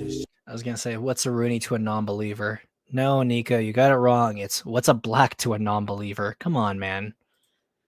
You just got it wrong. Come on. Just the end of a world. So in short, I think the comparisons are kind of dumb and come from people who barely know anything about Godzilla and have What? Wait, I'm sorry. Did my lying ears deceive me right there? from people who barely know anything about Godzilla. Not the end of the world. What? It's just the end of a world. So in short, I think the comparisons are kind of dumb and come from people who barely know anything about Godzilla and have Okay, let's hear it. Let's hear it. really seen many of the movies. Or hell, they just don't have that Haven't seen many of the movies. Dang, bro. Are you talking about yourself in like the third person? much basic knowledge of the character or franchise in general. And it's really not that hard to learn about Godzilla. In this day and age, you can find articles and videos all about the franchise from people way more. And you still messed it up. You still messed it up. You've even said you're not a big fan. You haven't watched much of the movies, but these are coming from people who don't know anything about Godzilla. Okay. More informed on the topic. And really what it feels like is that -1 is a lot of people's first serious Godzilla movie. And maybe As he shows clips of Final Wars there in the background. Maybe their only exposure in general is just like the Monsterverse version. And seeing these people turn their nose up at Godzilla X Kong and use -1 example to demonize or put it down just comes across as really annoying and misinformed. And even to someone who has like basic knowledge or even like a casual viewer of the franchise like myself can see through these reviews and opinions and just roll their eyes at them. And let me explain why. Okay, let's hear it, guys. Let's hear it. Let's hear it. Now keep in mind, what I'm about to tell you isn't that groundbreaking or brave, and it's been repeated by many others in comment sections, videos, and from many other fans. And it's the fact that Godzilla as a character is one of the most versatile characters in film history. Oh, there it is, guys. So he fell into the trap. The tired old argument that I'm surprised is still in the meta. Well, granted, these are older videos, so this was more in the meta back then. And said Godzilla is one of the most versatile characters in history, guys. Since 1954, he's been portrayed as a villain, a hero, an anti-hero, a force of nature, or hell, just neutral, minding his own business until he's... Okay, so we'll go back and I'll say the Max Allo argument. Should we attribute that to Max Allo? Because we've just heard him say it a lot. That's not something that originated with him specifically. But let's go back because I want to see if I can compare a film to each one of the little like tidbits he gives. Force of nature. Since 1954, he's been portrayed as a villain. So 54. A hero. A hero. Let's just go 73. Let's just be generous and say Megalon. Okay. So Megalon, hero, when the franchise was at like probably its lowest point financially, shoestring budgets, super quick turnaround, and then resulted in Terror Mechagodzilla, one of the better Godzilla films, being one of the lowest attended films, and it put Godzilla away until 1984 when he was brought back serious. When anti-hero. Let's say, you know what, let's be generous towards his argument. We'll say anti-hero in this case of Final Wars. So another silly. So two sillies and then Final Wars. Again, silly film, one of the most like lowest viewed and attended Godzilla films. So, okay. So we got Megalon hero and anti-hero Final Wars. Both very low attending or at a low point for the franchise. A force of nature. Let's just say, you know what, let's go with 1984 for Force of Nature. Serious film, first time Godzilla's brought back since Terror Mechagodzilla wanted to do him serious. Or hell, just neutral, minding his own business until he's fucked with. He's let's go with Godzilla 2000 in that case. In this case, for neutral 2000, again, has comedic moments, but overall takes itself pretty seriously. Sim, I will never forgive you for not being as harsh to Allo as you should have been. I mean, I'd rather just debate him. And I know he did that hour-long video. I don't think, like, not all of that was Godzilla related, so that's why I haven't done a response to it yet. But I do know he's still, I'm not sure if he's deciding to or not, still going to make that 98 is more faithful to -1 video. That what I'm waiting for, and I think that is the one you're going to see me be very, very harsh on. He's been serious. He's been scary. He's been serious and scary. Okay. Besides -1, let's go with Shin Godzilla. Or no, GMK. Both two very serious films. Serious, again, excluding 54. Let's go with... I already said GMK, so we'll go with Shin. So... been goofy, fun, and over the top. Fun, over the top. And I already did Megalon. Let's just go with... Invasion of Astro Monster. So we'll go with Goofy for Godzilla in that case. Because, once again, we're going to go to the Ashura Honda book. We're going to go to page 227. This is revolving around Godzilla's dance. And it's right here. When they made Godzilla do that Shie thing, Ryuji Honda said, "I knew how pissed my father was. He didn't say a word, but he was beyond angry." Godzilla's penchant for comedy reached a new level in Honda's next effort, Invasion of Astro Monster, in which Godzilla celebrates a victory by jumping up and down while flexing his arms and legs. This silly dance was borrowed from the award-winning manga Osomatsu-kun, wherein was performed by a buck-toothed character who shouted Shie or Shie. The post-war manga boom was underway, and the Shie was briefly a pop culture phenomenon, with people everywhere striking the pose. One day, a Toho exec approached Eiji Tsuburaya and said Godzilla should do it too. Tsuburaya-san came back and asked, "Hey guys, you know about this Shie thing?" Remembered Teruyoshi Nakano, assistant special effects director. Subaru, I liked the stunt so much, he filmed Godzilla repeating it several times.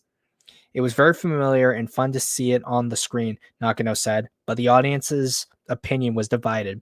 The Shie was yet another turning point in Honda's relationship with Godzilla, one that would eventually lead Honda to put some distance between himself and his monster ego. My father found it humiliating, Ryuji Honda said. I am sure he was telling himself, we did not create Godzilla for that. It is not right.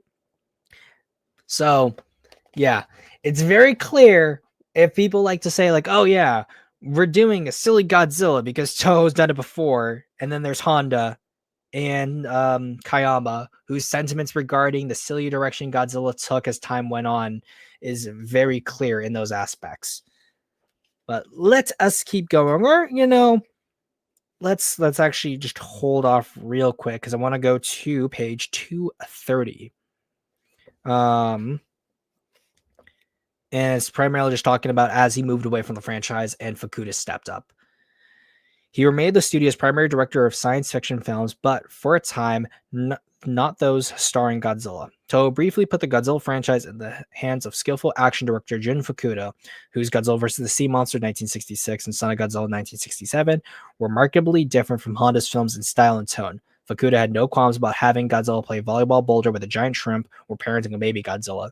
It remains unclear, however, whether Honda explicitly declined these projects or if the studio sensed Honda's frustration and tapped Fukuda instead.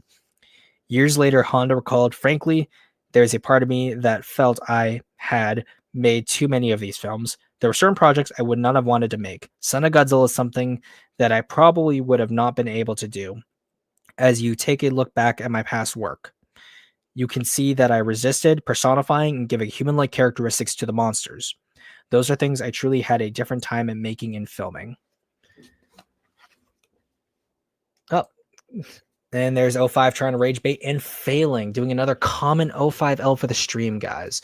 But yeah, like the idea that Toho has done silly Godzilla, therefore the creatives all were on the same page when it came to how silly or serious Godzilla should be, is a myth that should be stomped out into the ground until it dies. He's been a metaphor for nuclear wars, or hell, he's even just fought aliens. The lizard has Again, literally done it all. Just because he fought aliens does not mean it's silly. So seeing these people point to -1 and say, see, that's what Godzilla is all about. None of this goofy monsterverse fighting nonsense. It just makes me roll my eyes because it shows just how... Yeah, it's almost like some of these people who are saying this are Godzilla fans who have seen serious Godzilla films that also have monster fights in them, or just serious kaiju films that have monster fights in them. Gamera 3, GMK, Heisei series for the most part don't go like in a super goofy direction.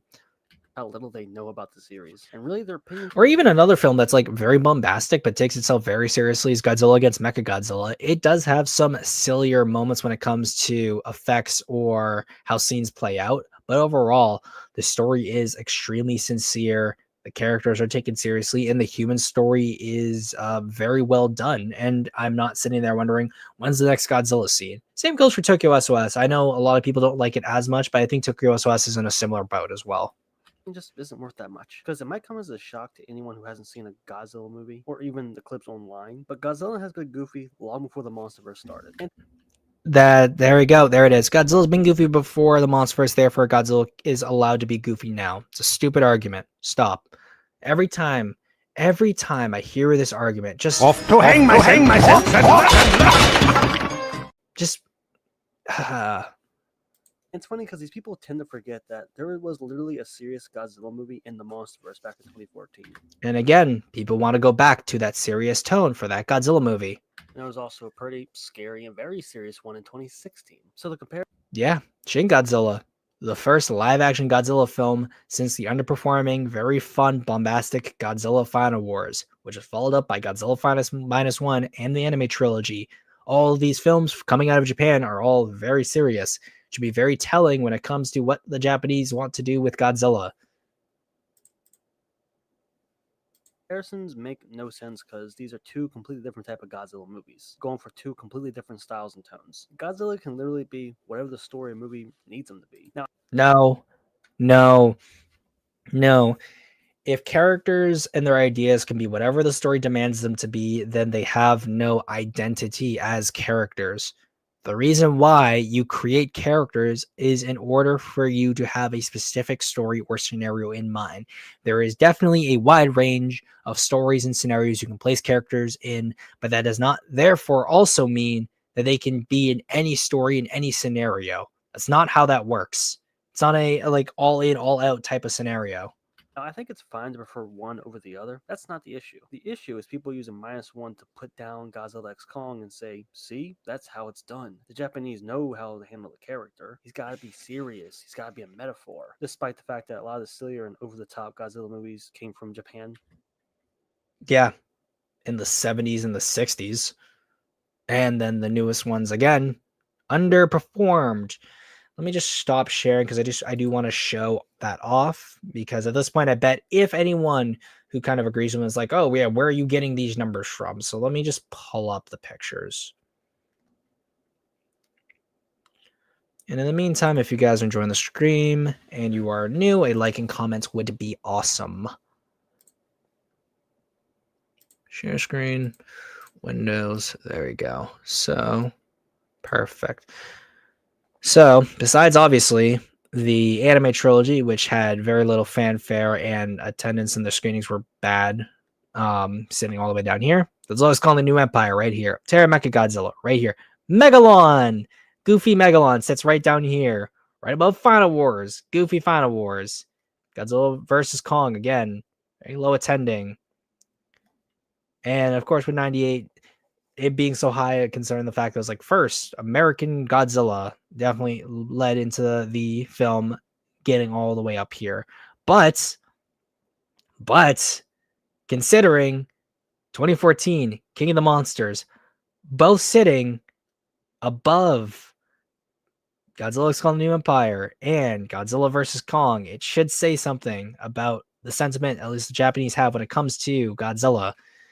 But let's also just look at other things. So you have Son of Godzilla, pretty goofy, just sitting right above GMK. So wow, goofy film beat out a serious film, sure. However, you have like the entirety of the Heisei era really sitting above all of like the silly and the goofy stuff from the Showa era. Like again, what everyone cites is, oh, Godzilla's been fun and goofy, so therefore the MonsterVerse should be. Ends up right here, guys. But then you also have very goofy King Kong versus Godzilla. However, the context around it I feel is much different due to like the groundbreaking nature that was these two icons meeting each other and the Japanese film just having more to say about a particular point in Japanese history. But right below it, 54, Raids again, two very serious films. Mothra vs. Godzilla, above Ghidorah the 3D Monster and Invasion of Astro Monster, both very serious. Shin, very serious, -1 at the time. Again, above all of these. So this idea that like silly Godzilla has been a thing, therefore Godzilla should be silly, is silly itself because a lot of the silly stuff doesn't always pan out the best. No, King of the Monsters does not have the highest attendance out of the Hollywood stuff and the MonsterVerse stuff because 2014 sits above it. Let's get back to the text-to-speech device or a Texan. I don't know. Doesn't sound all that Texan. You know, decades ago. And when I see people say stuff like this, it makes me wonder, do y'all just not like to have fun? Because at the end of the day, that's what he made the do y'all not like to have fun? He made the fun phobe argument. I really wish I'd covered these films back in the day because it would have slid perfectly into the fun phobia that we were spreading. Because we just hate fun around here, guys. Aren't we all just registered fun phobes? Godzilla X Kong was going for. And another very important thing I've seen many people point out is that what makes -1 so special is that we don't get that many Godzilla movies like it. Like, imagine if every like it as in, I hope he actually defines what this means. Godzilla movie was a serious one, where he's just like a metaphor for nuclear war or whatnot. Do you have any idea?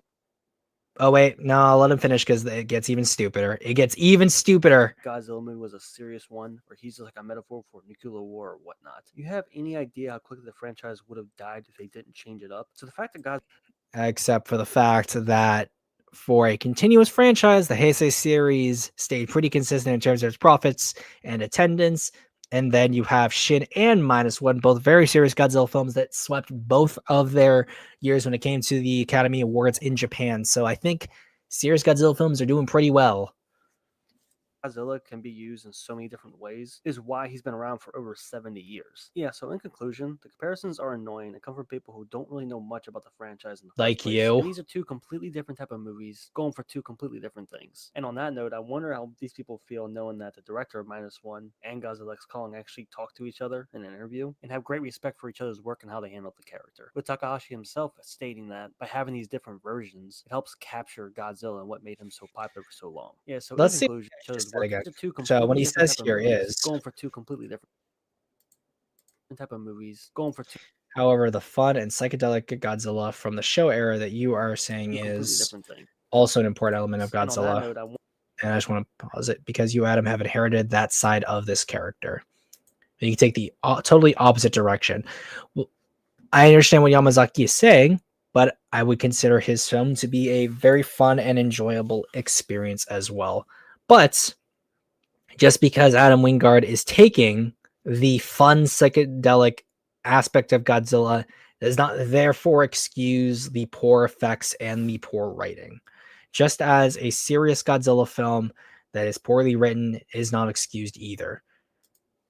in an interview and have great respect for each other's work and how they handle the character. With Takahashi himself stating that by having these different versions, it helps capture Godzilla and what made him so popular for so long. Yeah, so in That's not even what he said.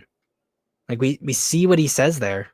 conclusion, the comparisons are really annoying and kind of boring. So now let's go ahead. You're and talk about boring. Godzilla X Kong. Chevy makes America's And most Zimcast sponsored by Chevy Truck. Chevy Trucks. Get a Chevy Truck because I love me my Chevy Truck. You can see, the more you fuck around, the more you're going to find out. So Degenerates like you belong on a cross. like I already stated, this is the newest entry into the MonsterVerse. And this time, Kong and Godzilla must team up in order to... So essentially the rest of this is just going to be his review of GXK for context. Already stated, this is the newest entry into the MonsterVerse. And this time, Kong and Godzilla must team up in order to beat this big new threat, the Scar King, who's a big red ape, who rules over his tribe with an iron fist and uses this crystal to control this ice lizard. How did Scar King find that crystal? Why does that crystal affect Shimo? How has Scar King not escaped his prison when he controls the most powerful monster in the verse at the moment? Yeah, shit's getting pretty weird this time around. Adam Wingard is back to direct again. He also did Godzilla vs. Kong in 2021, which was also pretty damn awesome. And after that film, it left the door open for Hollow Earth to be explored, with having Godzilla above on the surface. And Every time you use these clips, try muting yourself. No, the streamer literally mutes me, so I'm not sure what it is that you're picking up. Kong down below. So I was curious where they were going to take it, and I was pleasantly surprised with how much they added. And then contradicted. Like I said, Scar King, Mothra, or Shimo, and what that means for Ghidorah, the Iwi people and their origins, all of that, you know. How bizarre things are starting to get. Not only in the action and spectacle sense, but just in the lore and how they're expanding it. And honestly, these movies just seem to be getting crazier and crazier, but it works surprisingly well. Now, So why does it work surprisingly well? Will you explain this, sir? I was really looking forward to this one, and I gotta say, personally, I wasn't disappointed. The whole idea of this movie is just to go bigger and crazier in just about every way. And this time around, the monsters are front and center, more so than it's ever been in the MonsterVerse. With the human characters, Okay, so he's not explained that at all. storyline still playing a role, but their screen time being downsized and the monster screen time being increased. With Kong actually going on a whole journey by himself, there are no human characters at all, which And is that story actually well constructed or logically consistent? are my favorite parts of the movie. In an interview, Adam Wingard said that this was done intentionally. He wanted to put more focus on the monsters and really have them carry the movie and tell a story without using words or having human characters explain what's happening. And I gotta say, they definitely nailed it. They got Kong's personality down packed here, from his mannerisms, his facial expressions, and his body language. He's definitely become a character without having to say a single word. And this goes for the other giant apes he interacts with too, including the Scar King, whom I'll talk about a little bit more later. But in all these scenes, you can tell what's happening without them saying anything. Same with Godzilla. Though he doesn't emote nearly as much as Kong, there's they're still able to give him some personality and still use facial and body language to convey how he feels. So, good job in that regard. But this is really Kong's movie. It goes on the biggest journey and is the main focus for most of it, which I think was a smart decision because the monsters are what people are here to see. And when it comes to the human characters, they're still here, but their storyline is much more straightforward this time around. Straightforward, convoluted, makes no sense. And instead of having multiple groups of human characters doing stuff, it's just one small group. So it's not multiple groups of human characters doing different things with monsters sprinkled in throughout. No, instead you basically have 3 storylines going on. One following Kong, another following the human characters, and then another following Godzilla. That's it. And when it So, same way as you had essentially Team Kong, Team Godzilla. When they always said Team Kong, Team Godzilla, they'd always rope that monster into whatever team they were on. So in this case, this film actually has 3 different storylines it has to juggle rather than 2 like in GVK. Okay. If I'm being fair to him, logical consistency is not his standard. My counter is TG applied to storytelling, but only the segments involving the inherent coherency of reality and its necessity. You'd have to explain that in a little bit more detail, but even if logical consistency isn't his standard, then his standard is just overall arbitrary and it's whatever he finds fun or enjoyable, which in that case, why are you critiquing other people's critiques at that point? Because it's just me like, me don't like, unga bunga. all comes together, I gotta admit, the movie is a lot of fun. It's some of the wildest MonsterVerse actions we've gotten, and easily has the most amount of fight sequences. And that's really where this movie shines, in the pure action, chaos, and mayhem that happens when these giant monsters collide. It's very fun and over the top. And that's I said the fun word again. He said the F word. But like if we're talking about just like bombastic fun, I found I think Godzilla Final Wars just had more fun fights, bigger variety of kaiju. So like this idea that like, oh, this is the most fun we've seen in the Monsterverse, sure, I guess. Let's say the other Monsterverse fights were better choreographed. Even some that people probably would disagree with me on, like King of the Monsters, I think is better fight choreography than GVK or GXK, even though you get to see more of the fights in both of those. really what I came here for. The human character's story mainly serves to expand the lore of Hollow Earth, and they did it in a pretty interesting way. But it definitely And it was interesting how takes a back seat, and really the characters just seem to be having a blast in this movie. It's a small group, and there's actually 2 comic relief characters this time around. Bernie from Godzilla vs. Kong is back, and a new one called Trapper. And from the oh my gosh, guys, we got 2 wholesome Chungus characters, don't you know? They're so funny. moment they get on screen together, you can tell they were just having fun with it. And that's how this whole movie feels in general. So yeah, the writing for the human characters is pretty shallow. It feels cheesy at times, and it's not the best dialogue, but the movie doesn't really care. Adam Wingard said that the Showa era of Godzilla is his personal favorite, and that's mainly where he drew inspiration from when making this one. The last movie... Yeah, the Showa era involving the original Godzilla. So no, he's not just taking stuff from the Showa era. He's specifically taking from a primary portion of the Showa era, which is also one of the lower points for the franchise. So make of that what you will, guys.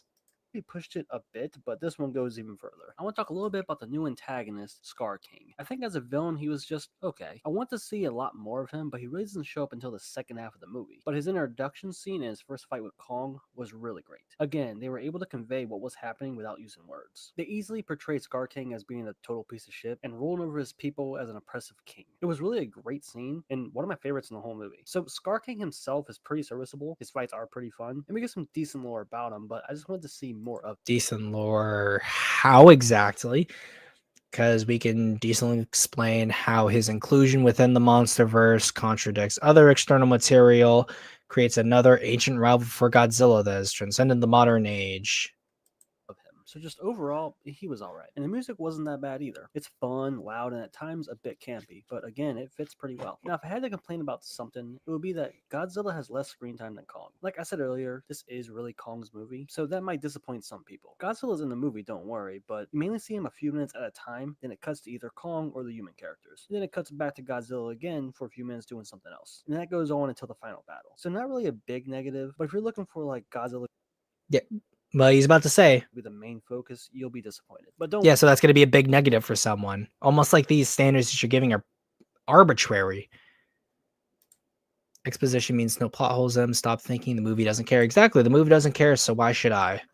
Don't worry, when he's on screen, he puts in work. Seriously, he takes out several titans and destroys a lot of stuff. Another small thing is that the scale of the monsters is mostly lost in Hollow Earth, because you can't really get a sense of how big they are because they're not in cities or by landmarks that we can compare them to. So for these sections, they don't feel as big as they do when they're in cities. It's not a huge problem, and honestly I don't mind that much, but I still just wanted to mention it. Yeah, so overall, I enjoyed this movie. If you want some fun, over-the-top monster fights and action, then you'll definitely get it here. It really cranks it up and decides just to have fun with it. The human character storylines take a back seat, and the monsters have been given so much more screen time. And to me, that's a huge positive right there. Now my only question is, where to go next? They explore Hollow Earth more, which is exactly what I wanted after they introduced it in Godzilla vs. Kong. So maybe the next step would be a solo Godzilla movie, where instead of going deeper into Hollow Earth, they decided to point their attention upwards, towards the stars. You know, really just get nuts with it. Gonna get real weird. I love how us and like inadvertently is kind of predicting where they're going with Supernova, and if true, Space Godzilla, but you know. That's just my theory anyway. Now, I don't think this movie will please everyone because it is really silly and really goofy and very over the top, but to me, it was just a lot of fun. And it's easily up there as one of my favorite MonsterVerse movies. It's almost a tie between this and Godzilla vs. Kong. But New Empire has way more focus on the monsters, so I think this one just edges it out. But regardless, I like the movie a lot, and it seems a lot of other people do too. It's currently doing really well at the box office, which I think surprised some people because of the negative reviews from critics. But like I always said before, critics and audiences are very split on a lot of things, and critics don't usually represent what audiences enjoy, especially when it comes to movies like this. Yeah, so anyway, that's gonna do it for the video. There we go. All right. So we ended that slop, guys, and we'll open up the floor and we'll do about 30 minutes of Discourse. So if you're interested, I will put in the link for the Discord if anyone who's on the Discord would like to join it. And yeah, we'll get started and people can give their thoughts. There we go. And I'll start opening up to the floor.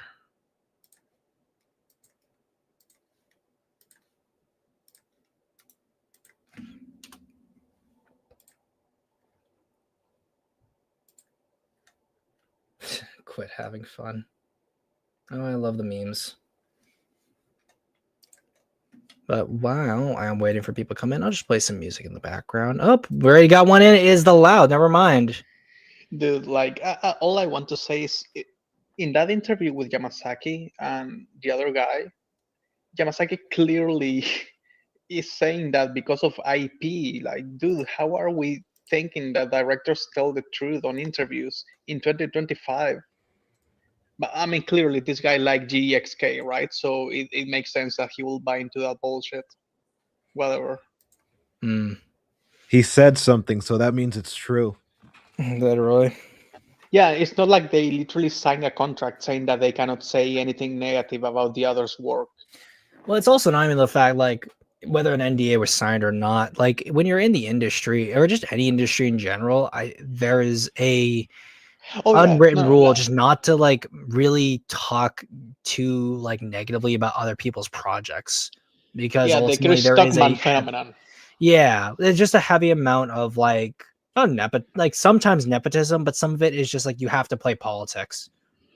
Yeah, but on top of that, Toho having, you know, like the two movies that they're interviewing them for, like they're probably going to have like some rules that are they like tried strictly to do Barbenheimer, but the reason why Barbenheimer was funny is because, well, honestly, I couldn't tell you if it was. I can't tell you why Barbenheimer. It just was, right? It just was. I mean, it's the contrast and also like the fact that Barbie was good.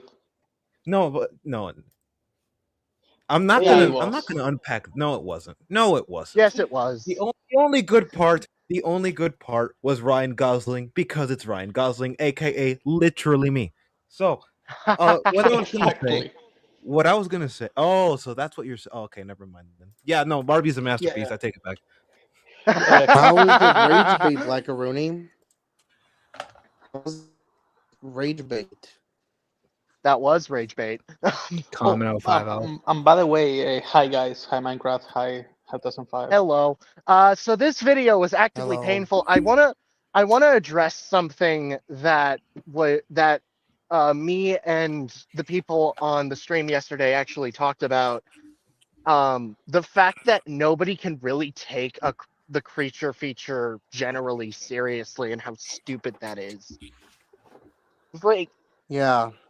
It's Like, yeah, I very get it. Adam disingenuous, does. honestly. I get it. Adam does movies is a bit of like an is a bit of a step up from something like this. But even then, it's astounding to me that nobody can actually take these kinds of things seriously, or let alone just. It's the thing that Kuro said. I would expand that not just to the kaiju genre, but like the creature feature is an enigma. It's You literally have the reason so why Alien is a miracle. Actually, like a Yeah. lot of people didn't want to make Alien the right way, so the writers and the producers just like couldn't find a director, and that's why so many Here's people are now mid-writing Ridley Scott no matter what he makes, even if it's bad, decades here's later, oh because he god, was the one to oh save it. god, the They're praise riddling for his the Scott. No, they're riddling his Scott. god Yeah. here's fucking the damn it, crazy Remy. thing, guys. I actually used to have the same mindset as Tex. I actually used to be one of those we can Oh have no, both people. I I was on believe that you exact same. 100%. I 100% I believe that. Yes. I Nowadays I'm was much on that. more I Set was nowadays I'm on. much plays. more inclined. Hello. Hi. Hi. Because I've grown to realize how just how weird that mentality was. So I'm now out of that phase. I The think thing is, Are You people know, you did you really though? get mad did you Yeah. when you did try to you make a serious movie. Like, remember it? Sorry, it. I was going to say The Thing. The Thing took itself seriously, and people hated it.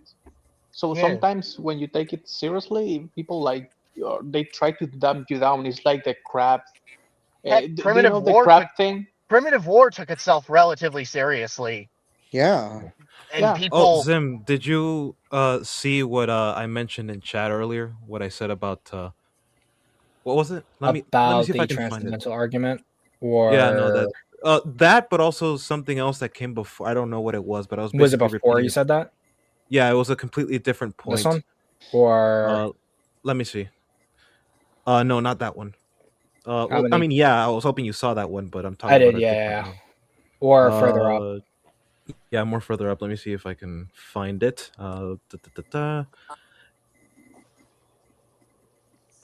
Yeah, I repeat, my mistake was assuming tone equals quality because everyone was treating it that way.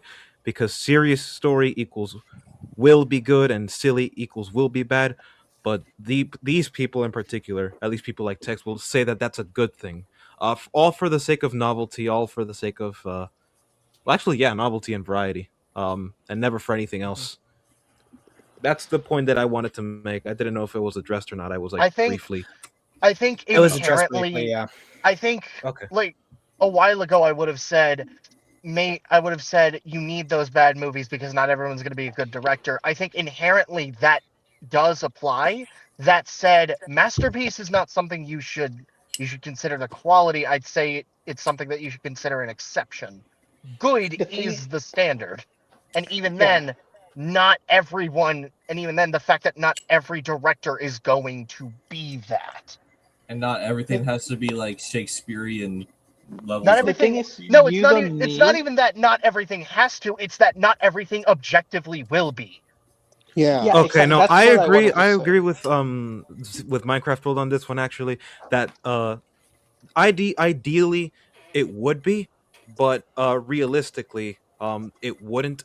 It simply won't because not everybody has that level of talent, skill, and attention to detail. Mm-hmm. But that is the ideal, you know. And I've always held that even though it was an idealistic view, I would still posit that it's an ideal to strive towards, as opposed to an ideal to abandon. Not as opposed to an ideal to just abandon simply because it's too hard and not that many people are going to achieve it. I think that's a I rather get that. fatalistic. Honestly, for me, I think it's really just our viewpoints. Because for me, I personally find satisfaction in getting the material done because I made this. Because especially in a world where where art is consistently in quote unquote jeopardy because of like AI and that kind of stuff, to me the simple pleasure of, hey, I made this thing and somebody saw it, hell, maybe even helped me make it better, that or would help me in the future. That kind of mentality, um that kind of mentality is more so my sort of thing. Whereas, like, that's why I don't really like if I ever get Neos Goddess of Monsters off the ground, I don't want it to be a proper masterpiece. I just want it to be well done. Maybe not Make it the good. Heisei. I Maybe mean, not yeah, the good Heisei is trilogy.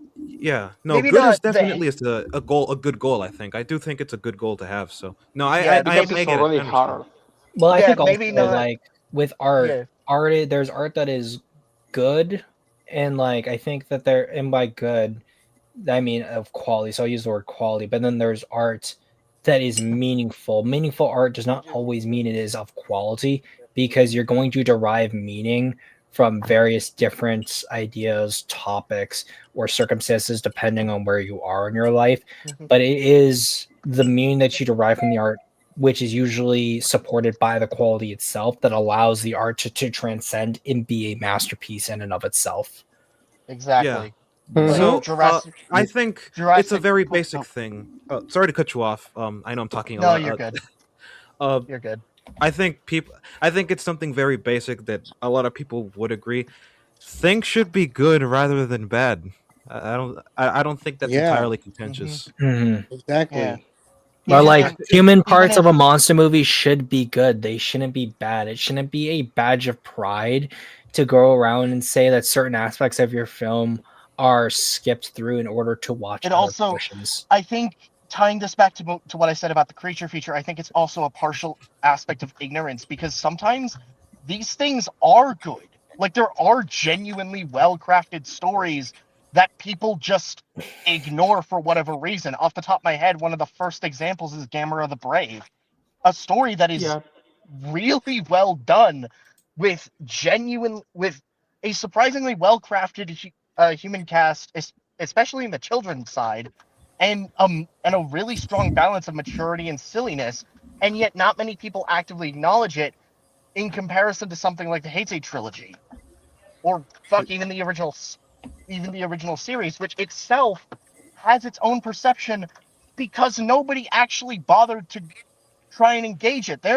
Most of the introductions with the original Showa films was Mystery Science Theater 3000. And with the Mm. dubs for that matter. That too.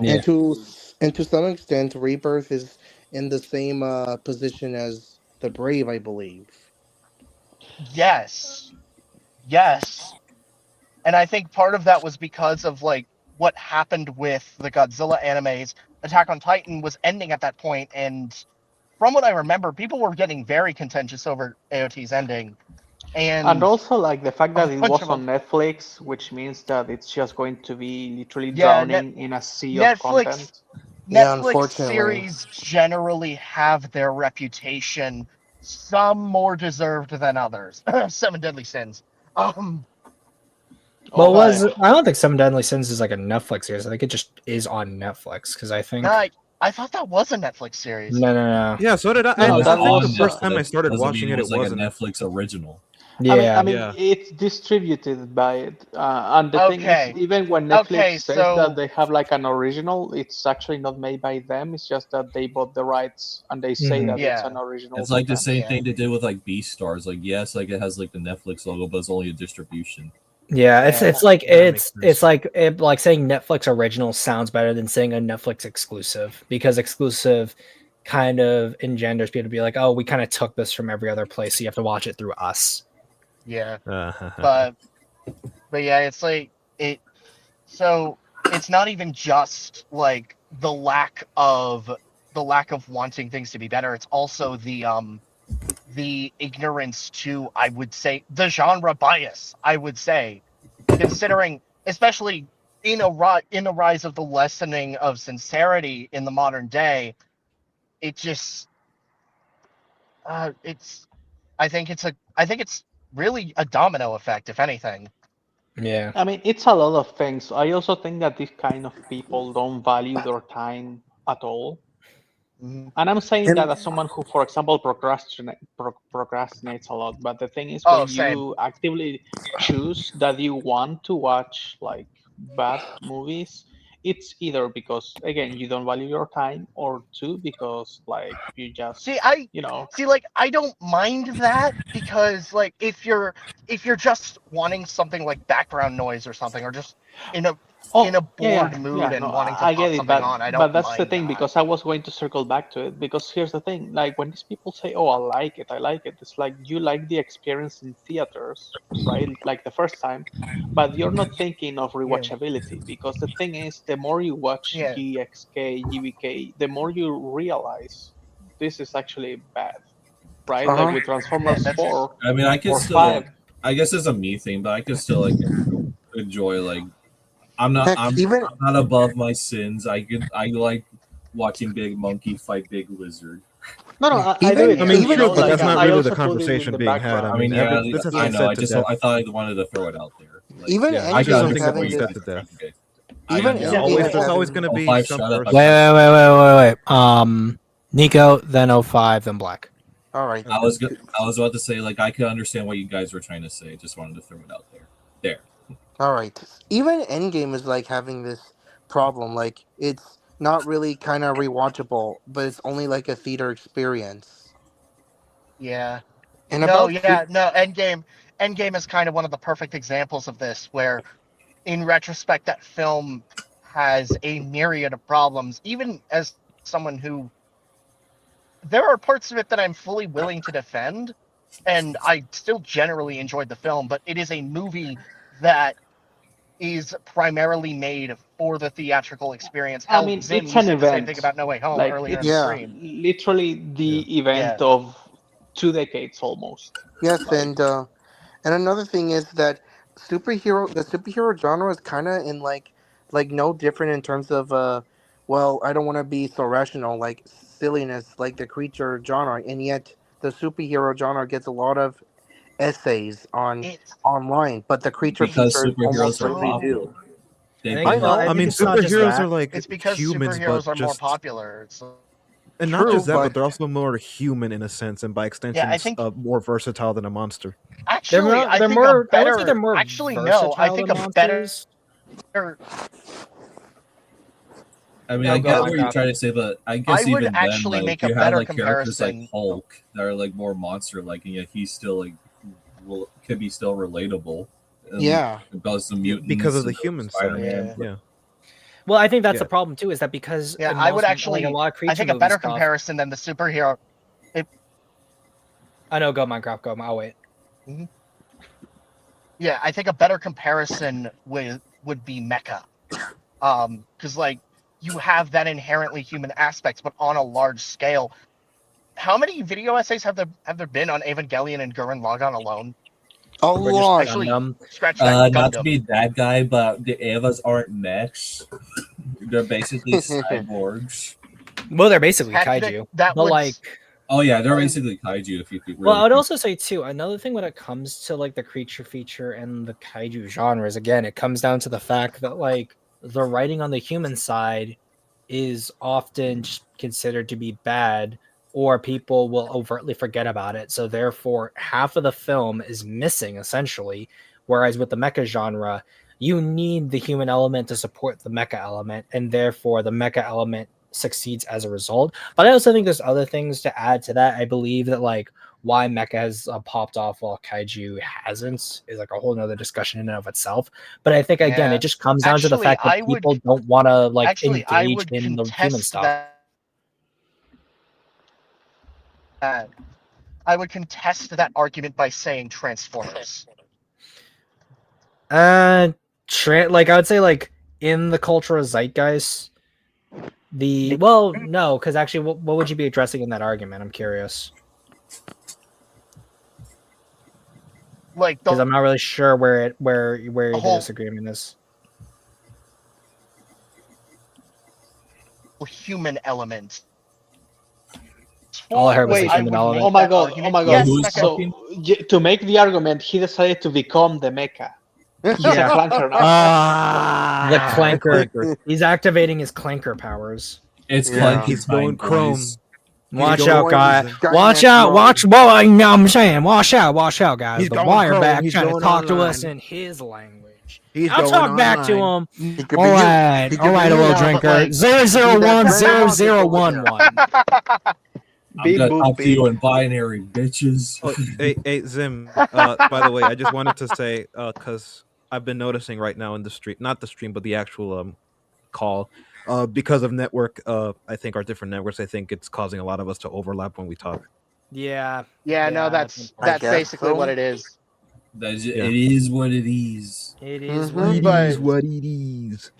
yeah, I think actually no, I'm gonna take back the Transformers argument because now that I think about it, that is more of an exception rather than the rule. So Yeah, I was gonna say yeah. because I'm like it's an exception, but I also think too that like I'm also thinking just general like success that is still ongoing. Like Transformers has moments of success, but then it just like some of like The Ninja thing Turtles kind of like is, dies like, from time if to I'm gonna time. be honest with you guys, we the all reason why that happened is because Transformers had the initial power, horsepower of Marvel, which made like these comics, and then on top of that, they had the cartoon and the toys, right? So it's like an exception because of all of those things. Like, it literally took over the 80s. Might But I I'd also add say also too, that that's with like like Marvel Transformers, was a powerhouse overall when it came to a lot of stuff. Like Yeah. Conan kind of survived because of the Marvel stuff. Like a lot of Howard's stuff survived. They because of did a that. lot of yeah. Star Wars. Might I add, hell, like, if I wanted to They did add, changing it Godzilla back, as well, I help believe. bring it back to Yes, they did Godzilla 05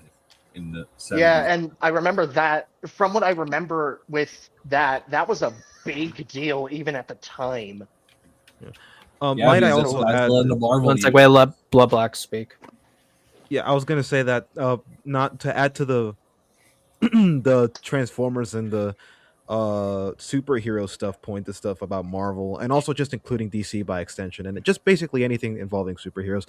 I think the core reason why those are taken seriously, more so than monsters, is precisely because they are human enough.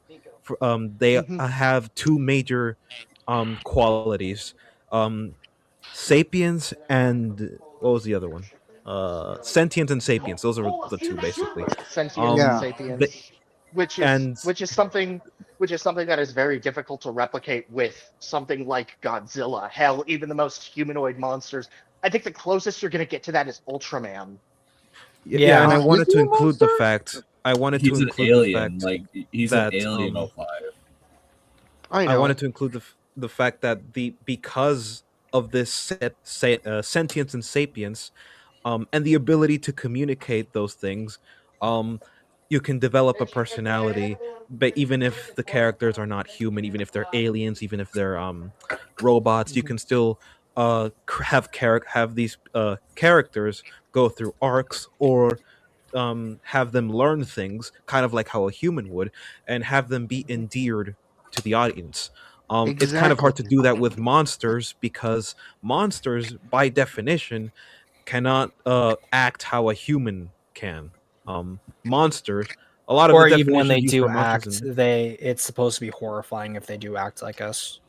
Yeah. yes, and monster in the when used in myths does not always refer to like creatures. It also refers to like the worst aspects of humanity, to the point where it's debased to something animalistic. And these monsters, giant monsters in particular, uh they are considered to be animals precisely for that same reason.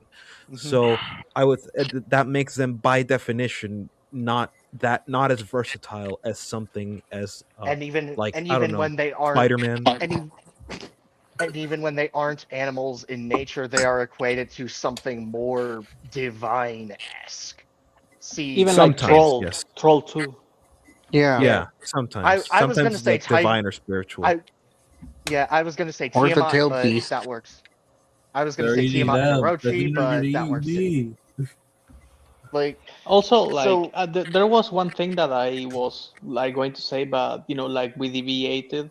I just wanted to say it really fast because I was saying, like, normally people don't value their time, so they just want to watch a movie in cinemas once, and then instead of actually rewatching the thing and analyzing it, they just put it to have some noise, and that actually goes to the second point I wanted to make, which is people just don't have, like, they have the attention span of an autistic goldfish nowadays, right? Even if you see this guy's video, he was saying, "Oh, I'm already getting bored of this," and it's like, dude, you decided to make a video on it, and you're saying that you're getting bored of it. You didn't even read the reviews; you just read the TLDR, right? Like, there's no commitment to anything, and that's why they go into these movies like expecting like fast food.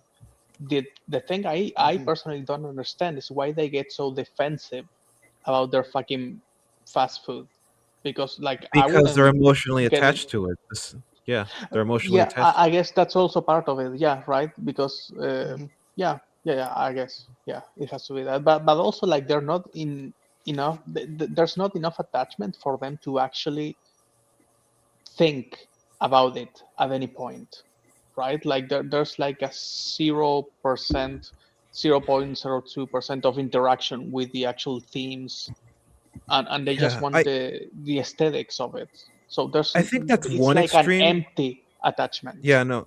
Yeah, I think that's one extreme. I think the opposite extreme is that their emotions are so strong that they cloud their judgment. Could be And too. That's another I'm one gonna that I be, would bring up. and let's. I want to make this. I think you're right, but I think that's one extreme, and then that's the other extreme of it. So I think I want to Okay, make good. this Now the crystal boys can really clear. talk. I think I want to make this crystal clear. I think all of us at least once have fallen into this trap at some point. I know I have, and I'm pretty sure that there are others at King of least the in Monsters. Zim's, Wait, what trap? What trap? the trap of like our emotions getting over everything. Motherfucker, Caught is my second most watched movie. I thought you were about to say that you were into traps, dude. I was gonna be like, this ain't the stream you for cut it. up a bit. Oh God. Like falling into the trap of letting our emotions Yeah, no, take you cloud cut our up a judgment. bit. You're clanking a bit. I hear the beeps and boops. And it sounds fun on my end.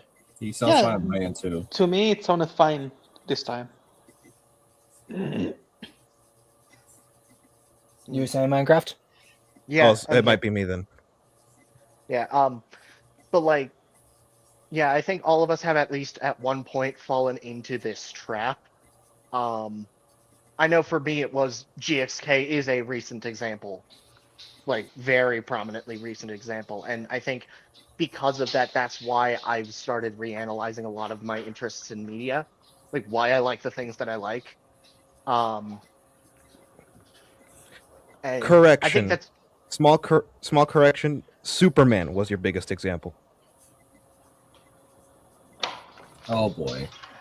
Back to this shit again. Nope. I'm not doing There it this is. again. I'm not not doing doing this this again. again, and I Rooney, I swear am how not you are. debating I have that played movie these again. games before. Supergirl was drunk. I have Supergirl was drunk, objectively Rooney, so played there's no these way games her before. telling I am the not cow. doing this again. No, Zim, you should make that a clip. Just no, I'm not doing this again. No, the I have played these games before. Yeah, speaking of which, where the hell have you been getting all these clips from? Internet. Where does the gnome fuck go from? That's from Hassan's stream. Which one? Which one? That's a long one. That's like right when him and Destiny kind of cut ties, like years ago. Jesus. I love that one. I love that. You're welcome. I like how I don't know any of these people. Yeah. It's such a visceral reaction too. Or just what's it called? Another one that I haven't gotten to use yet, but I'll use here. It's like the moment I just hear someone use the word fun, this is like my only reaction. Just That's ah! Oh yeah, I remember you doing this. two versions of that one. Yeah. The Guardians 3 variant where the High Evolutionary goes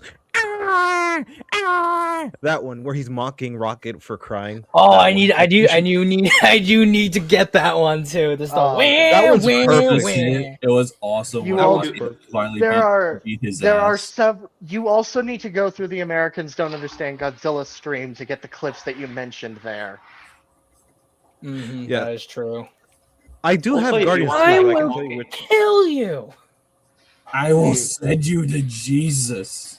That is still one of the funniest bits in the entire ZCU. Gonna be honest, that was beautiful. That was beautiful. Like I was so taken off. Wow, what the fuck is going on? I heard this one from Daredevil season 1 where Kingpin goes, "I'm gonna kill you." I think that one's good. I think you should use that one too. Oh That yeah. the way he No, says it too. is there's fun. a few Xavier Renegade Angel ones I need to pull as well. Oh yes, dude. I Yes, I know love. the clip from a Devil Artemis video where he's like, "That's cool and everything, but I didn't fucking ask." That's my best retort. Oh, anything by TFS too is a good one too. You should use You any ruined it. literally You anything. ruined it, from and I'm TFS. leaving. Yeah, that's the thing is that with TFS, if I did too much from TFS, it would be like just pure TFS clips. Bitch, you're just jealous of like Super Saiyan swagger. Yeah. As well as there's a bunch that I need to get like regular versions of because there's a few clips that I have that are green screened for videos that I don't have just regular versions of. Like I still need to get the It's Personal one from Better Call Saul because I do want to use that one too. I need to. There is a channel that has a bunch of green screens that posts a bunch of clips from memes and movies and TV shows. Let me see if I can find it. I'll send it to you. But I've been subscribed to it because I think it's useful. I don't have all the stuff downloaded, but I have some stuff downloaded. I'll see if I can find it for you. Gotcha. We are coming up on an hour and 30 minutes. I'm thinking of ending off the stream here. Is there any final thoughts people want to make before I bounce out? Those videos were just background noise I was using to draw Space Godzilla stuff. Can we please? Good. Can we please take creature features seriously? Also, before you end this off, did you guys see the stuff with Markiplier's Iron Lung movie? I haven't heard anything about it. Final trailer drop. It is. Okay. It is already. Hello, everybody. My name is Markiplier. Welcome back to another It is episode already of in Zimcast. It is already in over 1,600 theaters. Really? I hope they're. Yeah. I'm gonna see if it's in mine because I really want to. Yeah, that's what I'll have to do now. Yeah. Yeah, I know. I'm It's at secure. a theater close to my. Because I'm going to be back in California by the time it releases. I know it's at a close theater nearby, and that theater has an IMAX, so I am begging. That's what I'm wondering. Is I'm wondering if the IMAX theaters close to me do have it. Yeah, if it is getting an IMAX release, fuck yes. Like the only thing I have to say about these videos is we really need to bring gatekeeping back. Yes. We Real really and true. I'm not sure. Very real and very true. Yes. I think gatekeeping has its place, and this is certainly its place. The cat agrees with me. Yeah. The cat is right. But then you don't car, want you mean. purists either. Like purists, in my opinion, are worse than gatekeepers.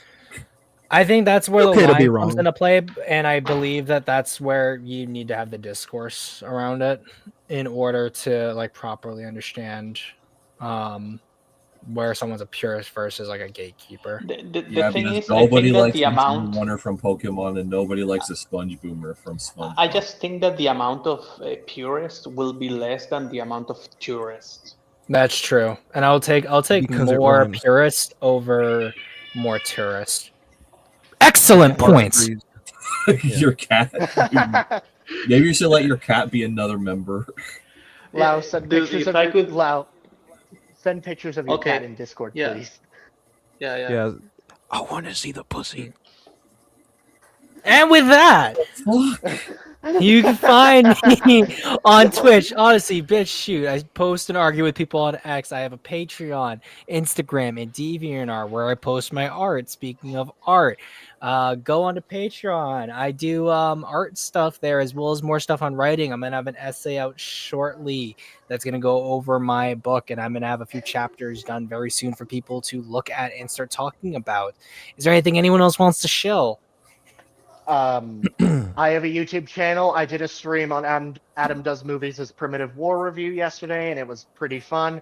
I am working on a video essay and on a video essay on Nemesis and another video essay on Monster Musume. No, it is not what you think it is. Sure, buddy. No, Sure. it is. I actually addressed that early on. No, that is not. No, gooning is not the point of the essay. Yeah, it's not. Gooning's not the point. I could vouch. No, and then I also have Instagram and Kara and Blue Sky. I am semi-active on those last two. I'm frequently active on Instagram. And also, I have started writing my Gilyu story. Like, scribing that into words. So I'm looking forward to see how that goes. And yeah, bye. Anything for you, my favorite black man? Yes. Pause. Singular. I take that as a badge of honor. All right. You will never be black like me. So, my current thing that I'm doing, new video on Singular Point, and also a little bit of Planet Eater coming out soon, probably by the end of this week, probably tonight, probably Saturday or Sunday, depends on whether I finish anything else that I'm doing. Another video coming up. Actually, I had a video on Zack Snyder that I was gonna do, another one. But God. I decided against it because of I finally decided to learn more about the Warner Brothers Netflix stuff, and now I feel bad. So gonna be trying to see what I can do with that one. If not, then I'll just cancel. Fantastic Four video might not come out this year, might come out next year. And yeah, I might next year actually. Big announcement. Next year. Number one, huge rebrand for the channel and by extension my server. Number two, black screen may or may not return. So Huzzah! Yeah, stay tuned for that. Nico, anything? Yeah, sorry, I had to do something real quick. You can follow me on my Instagram and my DeviantArt. I'm trying to draw more based drawings, and follow me on Twitter for based content. There we go. And he just came back in. Allow anything to show before we bounce out? Yeah, so you can follow me on YouTube, X, Instagram, all with the same name, Cascade. And yeah, I'm going to be making some videos soon. Like I'm trying to upgrade the audio and stuff like that. But like everything so far is going slow but steady. So yeah. Also, I draw. he draws really good. There we go. There we go. I can vouch as well. He draws incredible. Indeed, and I can also vouch for it too. Man's got that talent. And I thank you all for watching and following tonight. Stay safe, making decisions. Merry Christmas. I know I'll be doing one more stream before Christmas, but I want to get a few more videos. Looking forward to Space Godzilla. That's going to be a fun one. I'm going to do some research on that for the weekend. So stay tuned, guys. And we're doing a different intro today because I felt this was an appropriate one because every time this man saw a bad GXK review, I believe this is what he was thinking in his mind. You guys have a good one. You are coping and seething. You just can't accept what you're seeing. Yes, you're coping and seething. The truth it is scalding, and now you are molding and coping so hard.